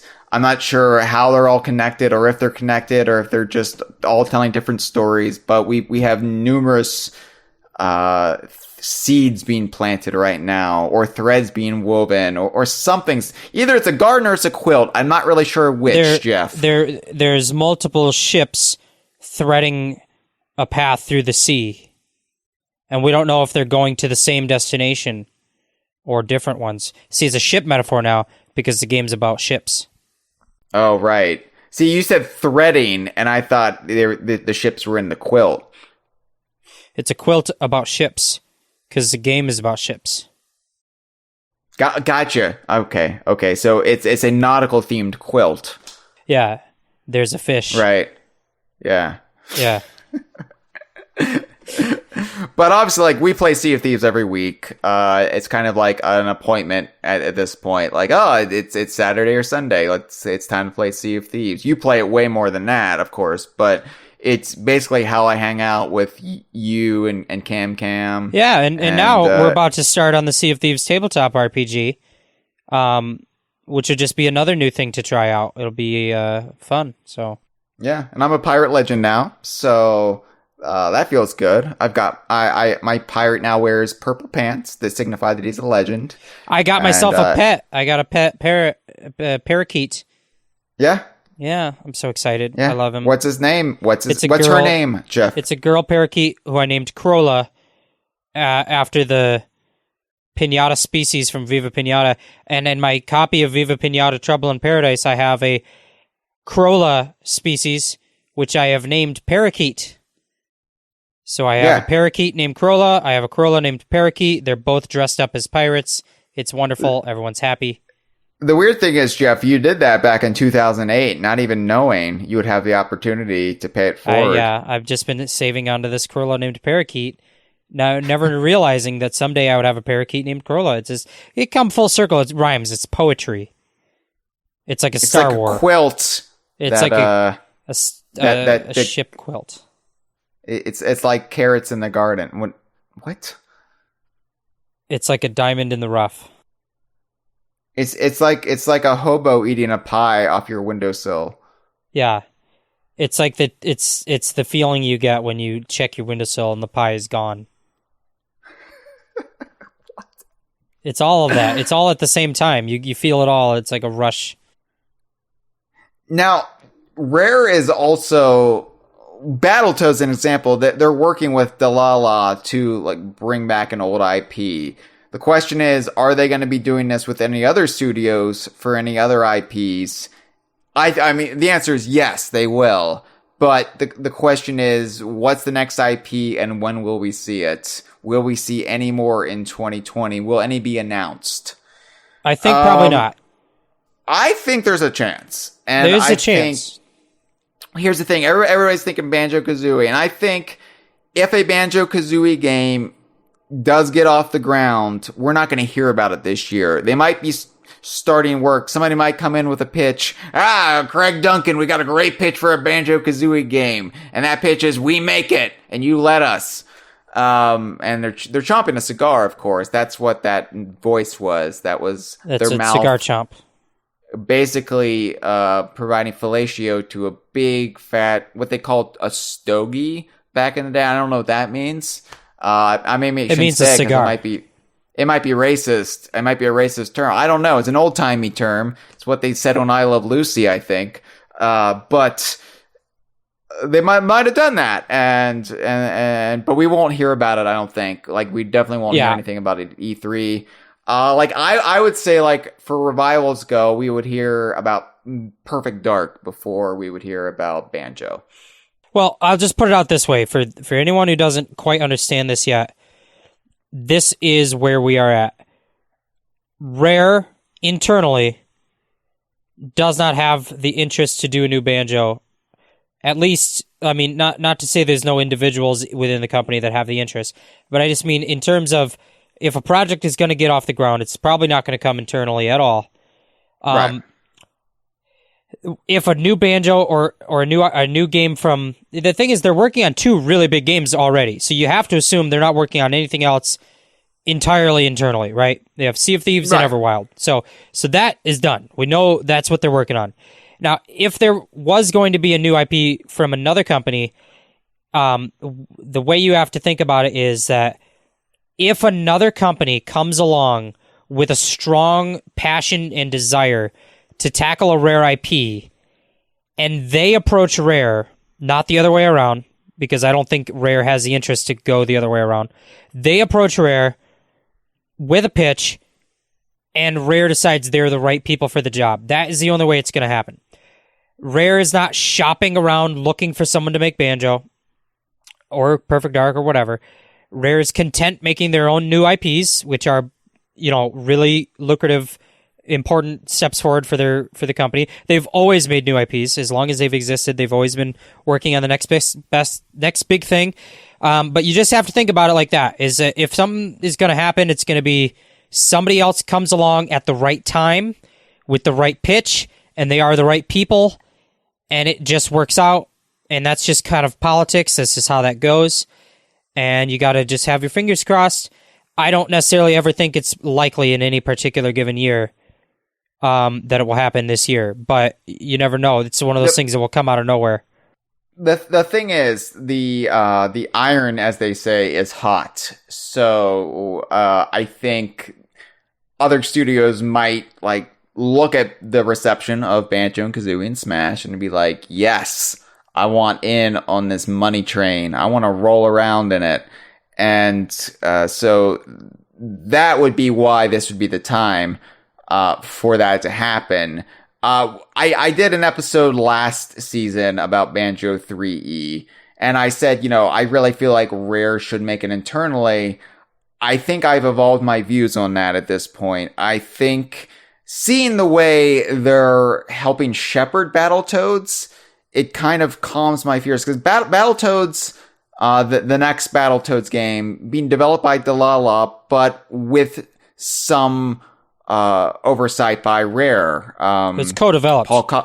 Yeah, and we've got Paul Collins in there. Yep. Yeah, so I think that's what you're going to see.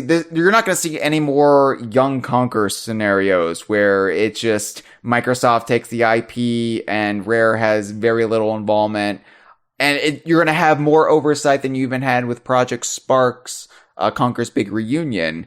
I think you're going to have a co-developed Banjo game. It's not going to be done internally at Rare, but Rare will have a hand. They might, who knows, maybe even Greg Mails will, help with the design, give it his little stamp of approval. Ding! But I don't know. But I think seeing the way they're doing Battletoads actually calms me down about Banjo being handled outside of Rare. I'm like, you know what? That could work. And I would actually be excited to see, because I would want Banjo to be developed by somebody with the passion to do it, rather than a studio going through the motions because they feel like they have to do it. Right. I mean, yeah, being demanded, make a sequel already. Why didn't you make a sequel? This thing's not a sequel. Make a sequel to that other sequel. That's all Rare gets on their social media. And right.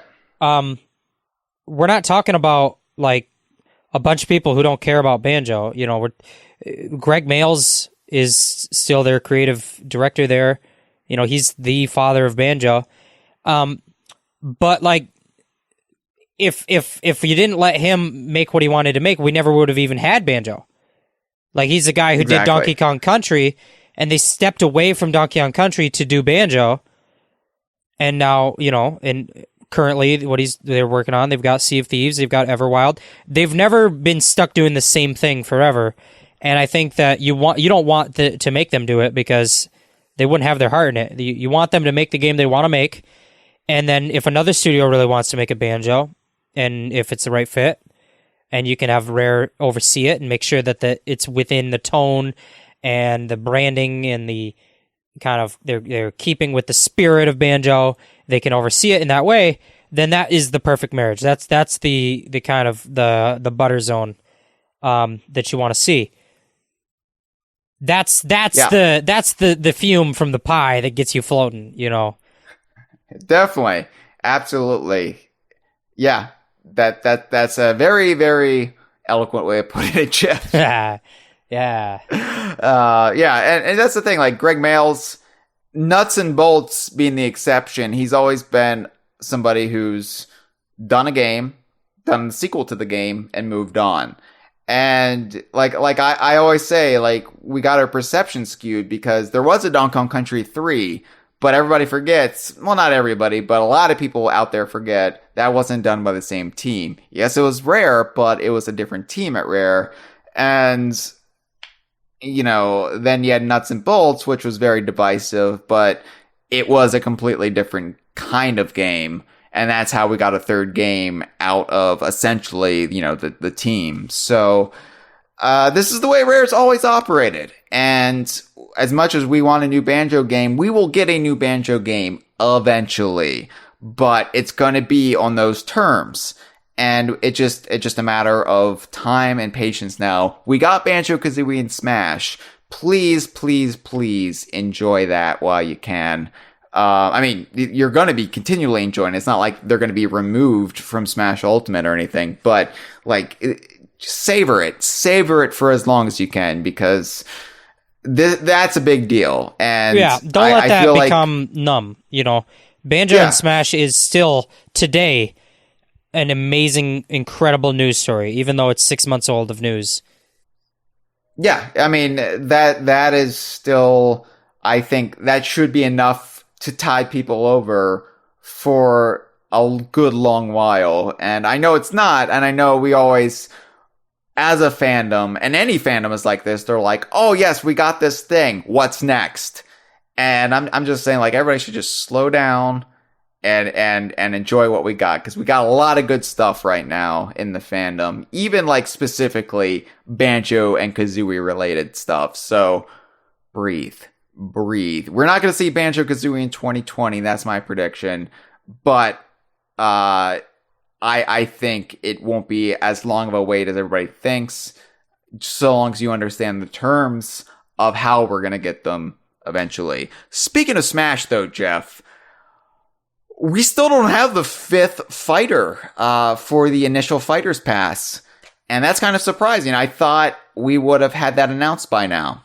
I'm not surprised, because when they announced the Fighter Pass, they said it would go through February of 2020. And so, the 5th fighter is the last one. If it's going to go through February, I'm not surprised that we haven't seen it yet. I think that we're going to see it in February. You think it's gonna be like a day of thing where they announce it and it's already there? It's either gonna be an early January direct, one of those, you know, here's our 2020, look ahead kind of directs. You know, one of those. Yeah. Last year, no, was it last year? No, it's 2 years ago. Had a January direct, I believe, was the one that had so much Donkey Kong. Do you remember what I'm talking about? Yeah, it was Tropical Freeze for Switch, and it was Donkey Kong Adventure. Yeah, as well as some Mario Tennis, Mario Party. I don't know. Anyway, some sort of something or other. And anyway, they do that. They'll do a direct probably in January. They might reveal the fighter, and then like in a trailery kind of, you know, in their CG trailer style, this is the character, like that. And then in February, they do a direct that is a Smash Brothers direct with Sakurai, and he breaks down the character, and he says, this is how this character works. I had to break both my arms in order to make them work, but I hope you enjoy my broken bones. And then he like loses teeth on stream, and you're just kind of like sad. It's just like the end of Last Crusade, where he just turns into a skeleton man and he like breaks away. He says, I haven't slept since Obama was the president of the United States, but thank you for enjoying the game. That's probably what they'll do. You know, you've convinced me. They're probably going to announce it sometime in January in a direct. Then they're going to do a full breakdown in February. How did I convince you? You just talked yourself into that, and you kept talking, and then that was the scenario. You're persuasive, I didn't contribute anything to that. You are a persuasive man, and so I don't think that it's going to be a DKU character, so that doesn't matter. No, No, that's the thing. Like, the thing is, we got K. Rool in the core roster. We got Banjo-Kazooie in the Fighters Pass. At this point, I don't give a damn who the fifth fighter is. Like, it could be Barack Obama, and I'd be like, well, I guess it's about time. But yeah, I don't know, and I don't care. If Obama gets in before John Quincy Adams, I'm gonna be so pissed. You know, it's hard for us Martin Van Buren fans because we never get any, like, we're like so far down on the ballot. Yeah, and you never shut up about it either. I know. I mean, if he gets in as an assist trophy, I'm gonna write some sternly worded letters, and Sakurai's never getting my window pies. Yeah, so and then after that, after the fifth fighter, we already know that there will be more fighters to come. We don't know in what form they'll take. We don't know if it'll be a second pass or just some like piecemeal episodic, you know, here it is, pies on the window type scenario. My prediction is this. My prediction is we'll get the fifth fighter in the fighter pass. And then after that, we will have approximately 1 year of Sakurai continuing to work on this iteration of Smash Brothers.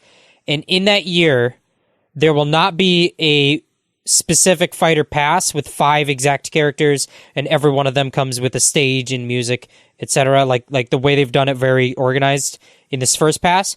I think it will be more piecemeal in the second coming, and it will include Echo fighters. I think that we'll get a handful of Echo fighters and maybe another new character or two that are wholly unique new characters. And that will be it. And then we'll be done with Smash Ultimate, and Sakurai will be able to turn to dust.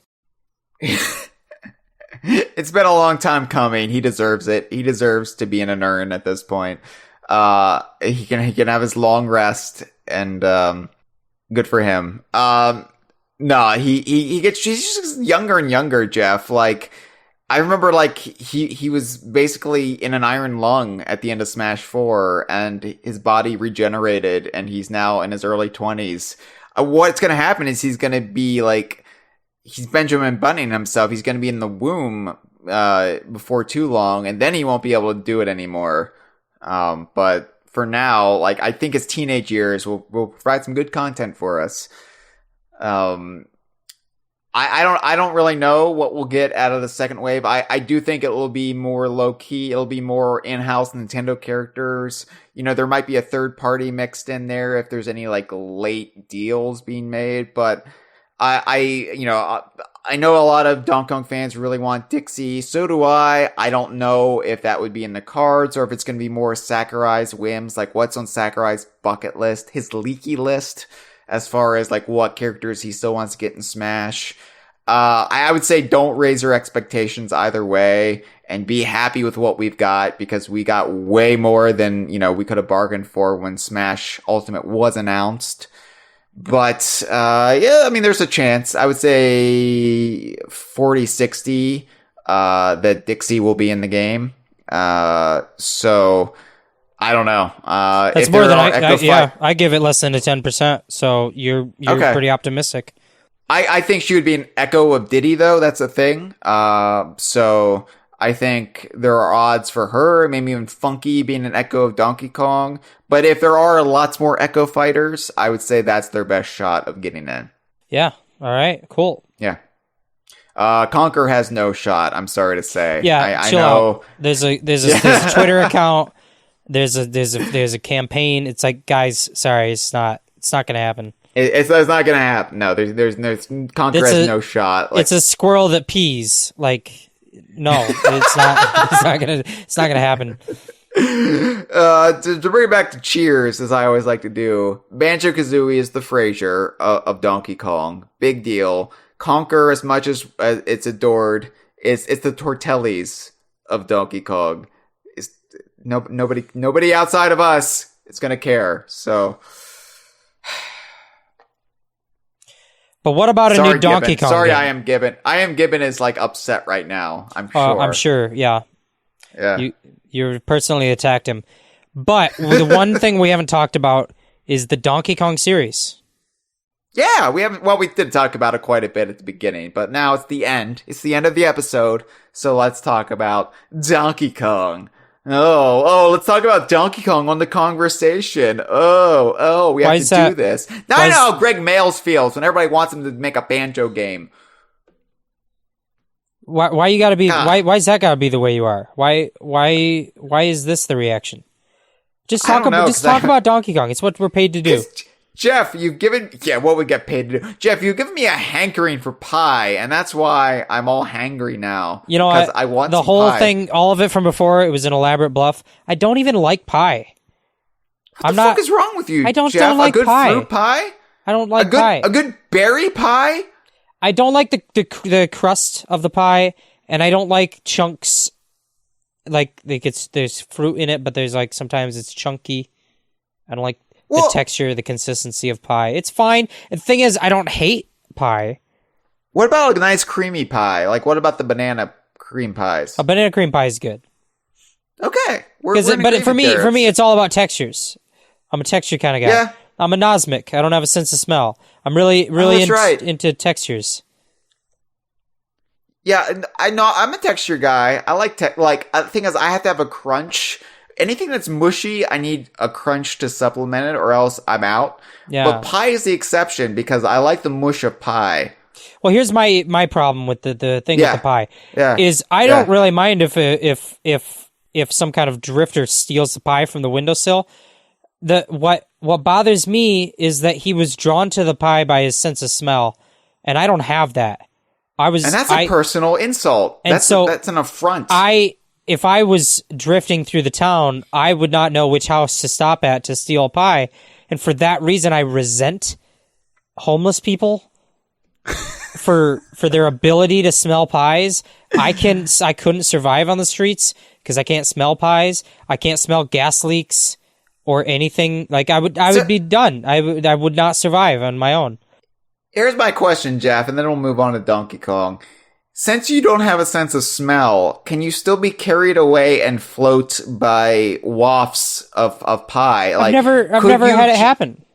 I'm worried. I'm worried that it's not possible. Could you be like hooked in by one? Could you be hooked in by one, but you not know what's happening? You just start floating, and you're like, "What the fuck is happening to me?" Is this one of those pie scenarios that people go on about? Am I being attracted to a pie? I have no way of knowing. Or would you be immune to the wafting smoke? As of now, I have not been able to ever have that experience. I've never floated from the allure of a scent, whether it be a pie or a sexy cat, like what's his name, Sylvester the skunk. He smells the Pepe Le Pew? What's his name? What'd I say? Sylvester the skunk. I meant to say Pepe. Sylvester the skunk. Pepe Le Pew. He, he smells a kitty cat, and he's like, "Oh, I am going to go on the hit on this girl," and he floats in the air. Sylvester is a cat. He's a different. So hold on. Now I'm confusing myself because Pepe Le Pew is attracted to a cat, but that was a female cat. It was a black cat. But Sylvester is a black cat, but that's a male character he's not who Pepe Le Pew is after? Or is he? You know, there are people who ship Sylvester the cat with Pepe Le Pew, and they're like zipping down their pants right now. They're like, finally. Oh, this is their thing. Oh, because the cat accidentally got a stripe painted on her back of a white stripe. No, I know what happened. You're right. I'm working it out as we go because I don't remember it off the top of my head. Yeah, that's the concept of Pepe Le Pew. Right. Okay. Because Pepe Le Pew, he's a Frenchman skunk who doesn't wait for consent, and he just goes for it. Yeah, and he's a bit of a monster.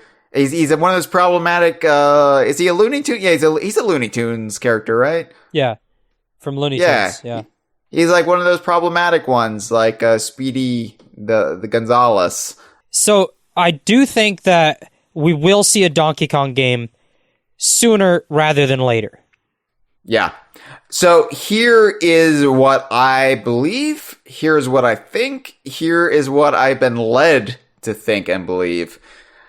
I think we will be seeing a Donkey Kong game within the next 2 years. Whether or not that means 2020, I don't know. But the Donkey Kong IP is valued very heavily internally within Nintendo right now. And I know a lot of people were upset because the 25th anniversary of Donkey Kong Country rolled in and Nintendo of America's Twitter account ignored it. They're like, yeah, it's the 10th anniversary of New Super Mario Brothers Wii or something, Wii U or something. I don't know what the fuck it was, Jeff. 15th anniversary of something. I don't know. But everybody was like, but it's the 25th anniversary of Donkey Kong Country. Nintendo hates Donkey Kong. Oh no, there's no new Donkey Kong game in the works. Donkey Kong's been canceled like Harrison Ford with the Tauntaun sleeping in them. And I'm like, no, calm down, everyone. Calm the fuck down. Put the pie back on the windowsill and relax. Here's what's happening. Yes, Nintendo of America, whoever runs their social media, probably doesn't care that much about Donkey Kong. That is true. You can be upset about that. I choose not to be because it doesn't matter. Ultimately, that doesn't matter. What matters is within Nintendo and within the factions of Nintendo that matter, Donkey Kong is very important right now. Not only are they increasing the amount of merchandise that they're allotting, but also we have got a Donkey Kong fucking roller coaster coming up in just a couple of years. When you look, I mean, this is factual now. We know this to be the case. Basically 1/3 of Super Nintendo World at Universal Parks is going to be dedicated to Donkey Kong. Donkey Kong. Not Mario with a Donkey Kong side attraction. A full-on section that is the Congo Jungle. All right? We've got animatronics of Cranky Kong. We have got a return-style minecart roller coaster. We've got Funky's Flying By, where you can buy your little gifts. This is happening. This is being built as we speak. Well, maybe not as we speak. They probably took the night off, Jeff. But yeah, there is a push within Nintendo right now to make sure Donkey Kong is positioned favorably going forward. So much so that it's no longer internally just being slotted in as a Mario sub-series. Donkey Kong is back within Nintendo, and it's just a matter of time before we see a new Donkey Kong game. That being said, it's not going to be Retro Studios. They're busy with Metroid. So, sorry, not to say Retro will never do another Donkey Kong game again, but that's not going to happen anytime soon. So, You said you really like Next Level. I would still really like Monster games because I think they proved themselves. But the question is, what is the next Donkey Kong game going to look like? Is it going to be just a Donkey Kong Country game? Or is it going to be something different? Yeah, so it is interesting. I think it will all depend on, and I think it goes back to the thing with a Banjo game at Rare. It will come down to a team approaching Nintendo. Probably not the other way around. And a team saying, we want to make a Donkey Kong game, and here's our pitch. And I think that if it's the right pitch, they'll get the go-ahead. And what the game is will depend on what the team is that is making it. So I would love to see Next Level Games give it a shot, because they've shown that they're kind of fans of Donkey Kong. They are Western devs. Monster Games, I think, is kind of off of the docket right now. They're kind of working on some shovelware NASCAR games. They're not really working with Nintendo anymore. I would like to see the team behind Mario and Rabbids could do it. The Ubisoft, Ubisoft. What is it? Is it Montreal? I don't remember which sub. Milan. Ubisoft Milan. The sub studio of the Ubisoft family. They could handle it, because when Frenchmen get their hands on Donkey Kong Country, it never goes wrong. No, except when cats get the white stripe painted on their back. And Yeah, so I think I could see Donkey Kong going in a lot of different ways. I could see a new Donkey Kong Country that is itself something quite different from Retro's Donkey Kong Country games. Because honestly, you can make a game and call it Donkey Kong Country, and there's 100 different ways you can make it. Like, you see how there's the thread of how what makes the original trilogy similar to each other, and then you see there's the gameplay style of Retro's games that make them something different. There's another 100 ways you can do it, and it would still feel like Donkey Kong Country in its own way, but be its own thing. And so I think there's a lot of studios out there that could make a Donkey Kong Country, but then you could get in the realm of, well, what if they do a 3D game? What if they do a 2.5D kind of, something with 3D and 2D mixture? I don't know. There's a lot of opportunity there. But I don't have any specific guesses of what it'll be. All I feel is somebody somewhere is probably working on a Donkey Kong game right now. And whether that means it releases in 2020 or 2021 or 2022 or whatever, we don't know. But I think somebody somewhere is developing a Donkey Kong game as we speak. Maybe not as we speak. Maybe they have the day off because it's a holiday kind of period. I don't know. I don't know how that works, but and Cameron pointing out in the live stream chat that my only benchmark for a French accent is impersonating Pierre Escargot from All That, who was played by Kenan Thompson, right. And he's right. That's all I got. Yeah. That's right, Jeff. Yeah, no, yeah. That I hadn't picked up on that. That's where you're pulling that French accent from. The Frenchman in the bathtub wearing the raincoat. Yeah, right. This a classic image that our audience, everyone in our audience can relate stereotype. To. Yeah, yeah.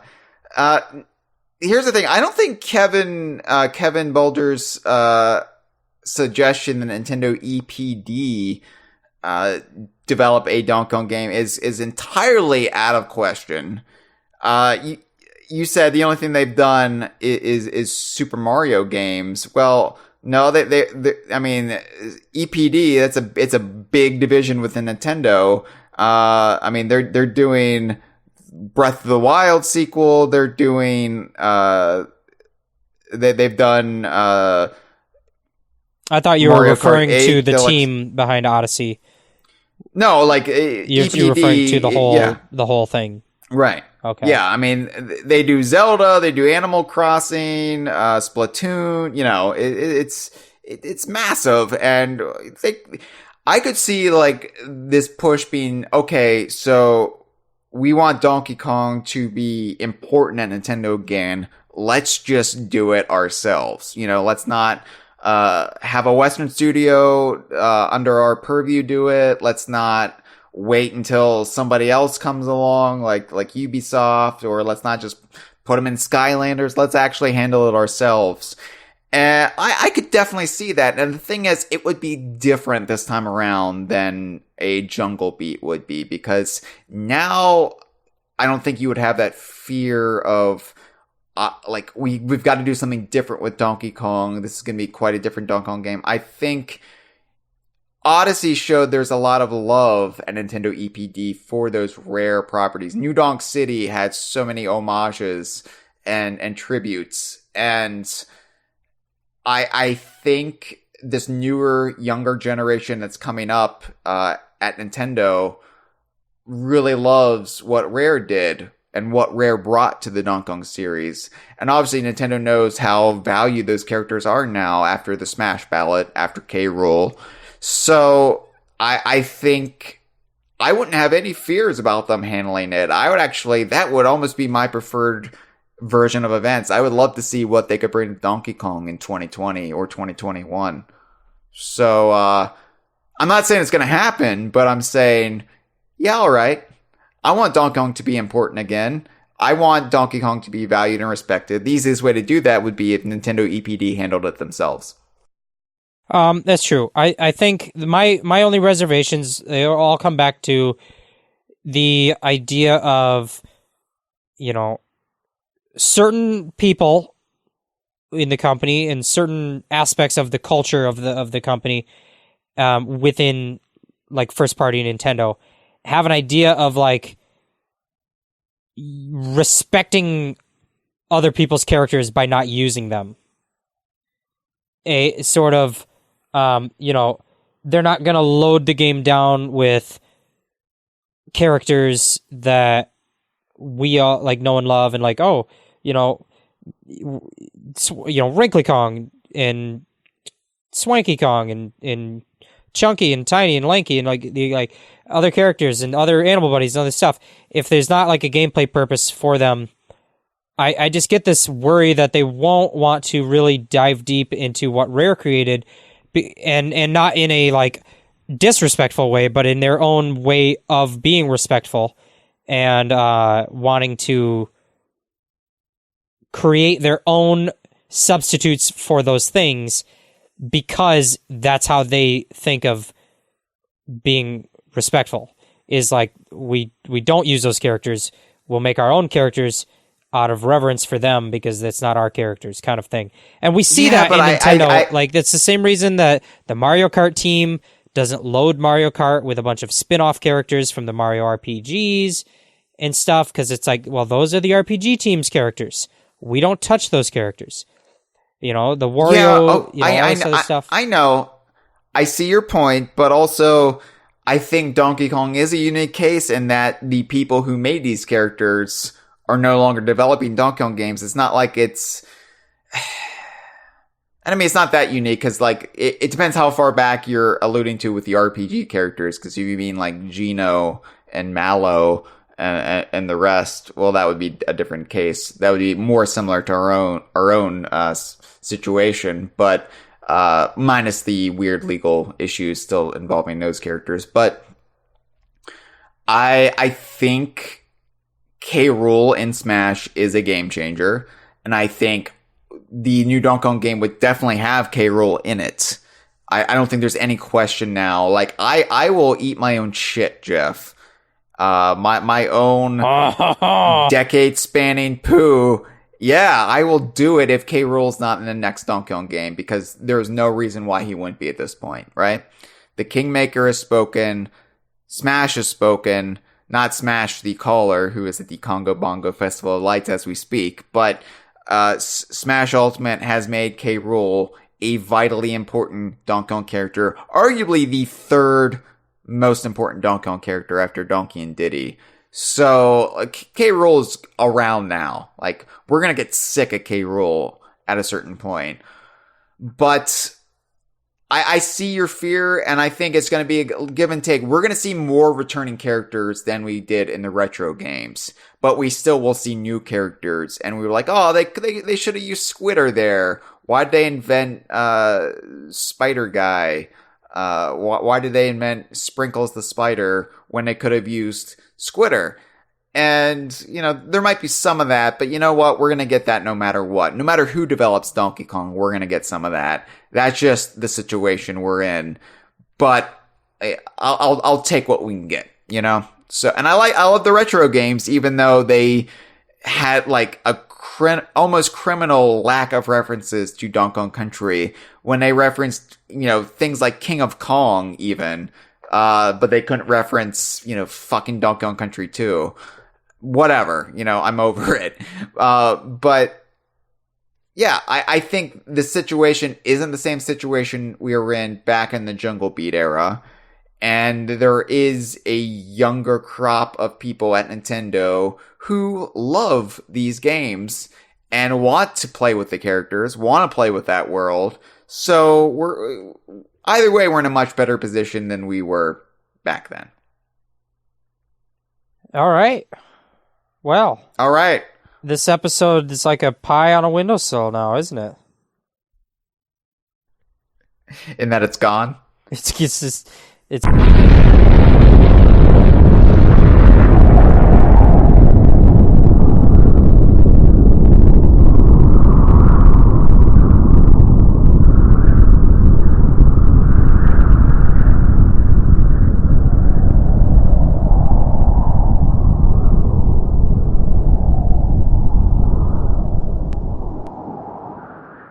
This has been a File 2 production.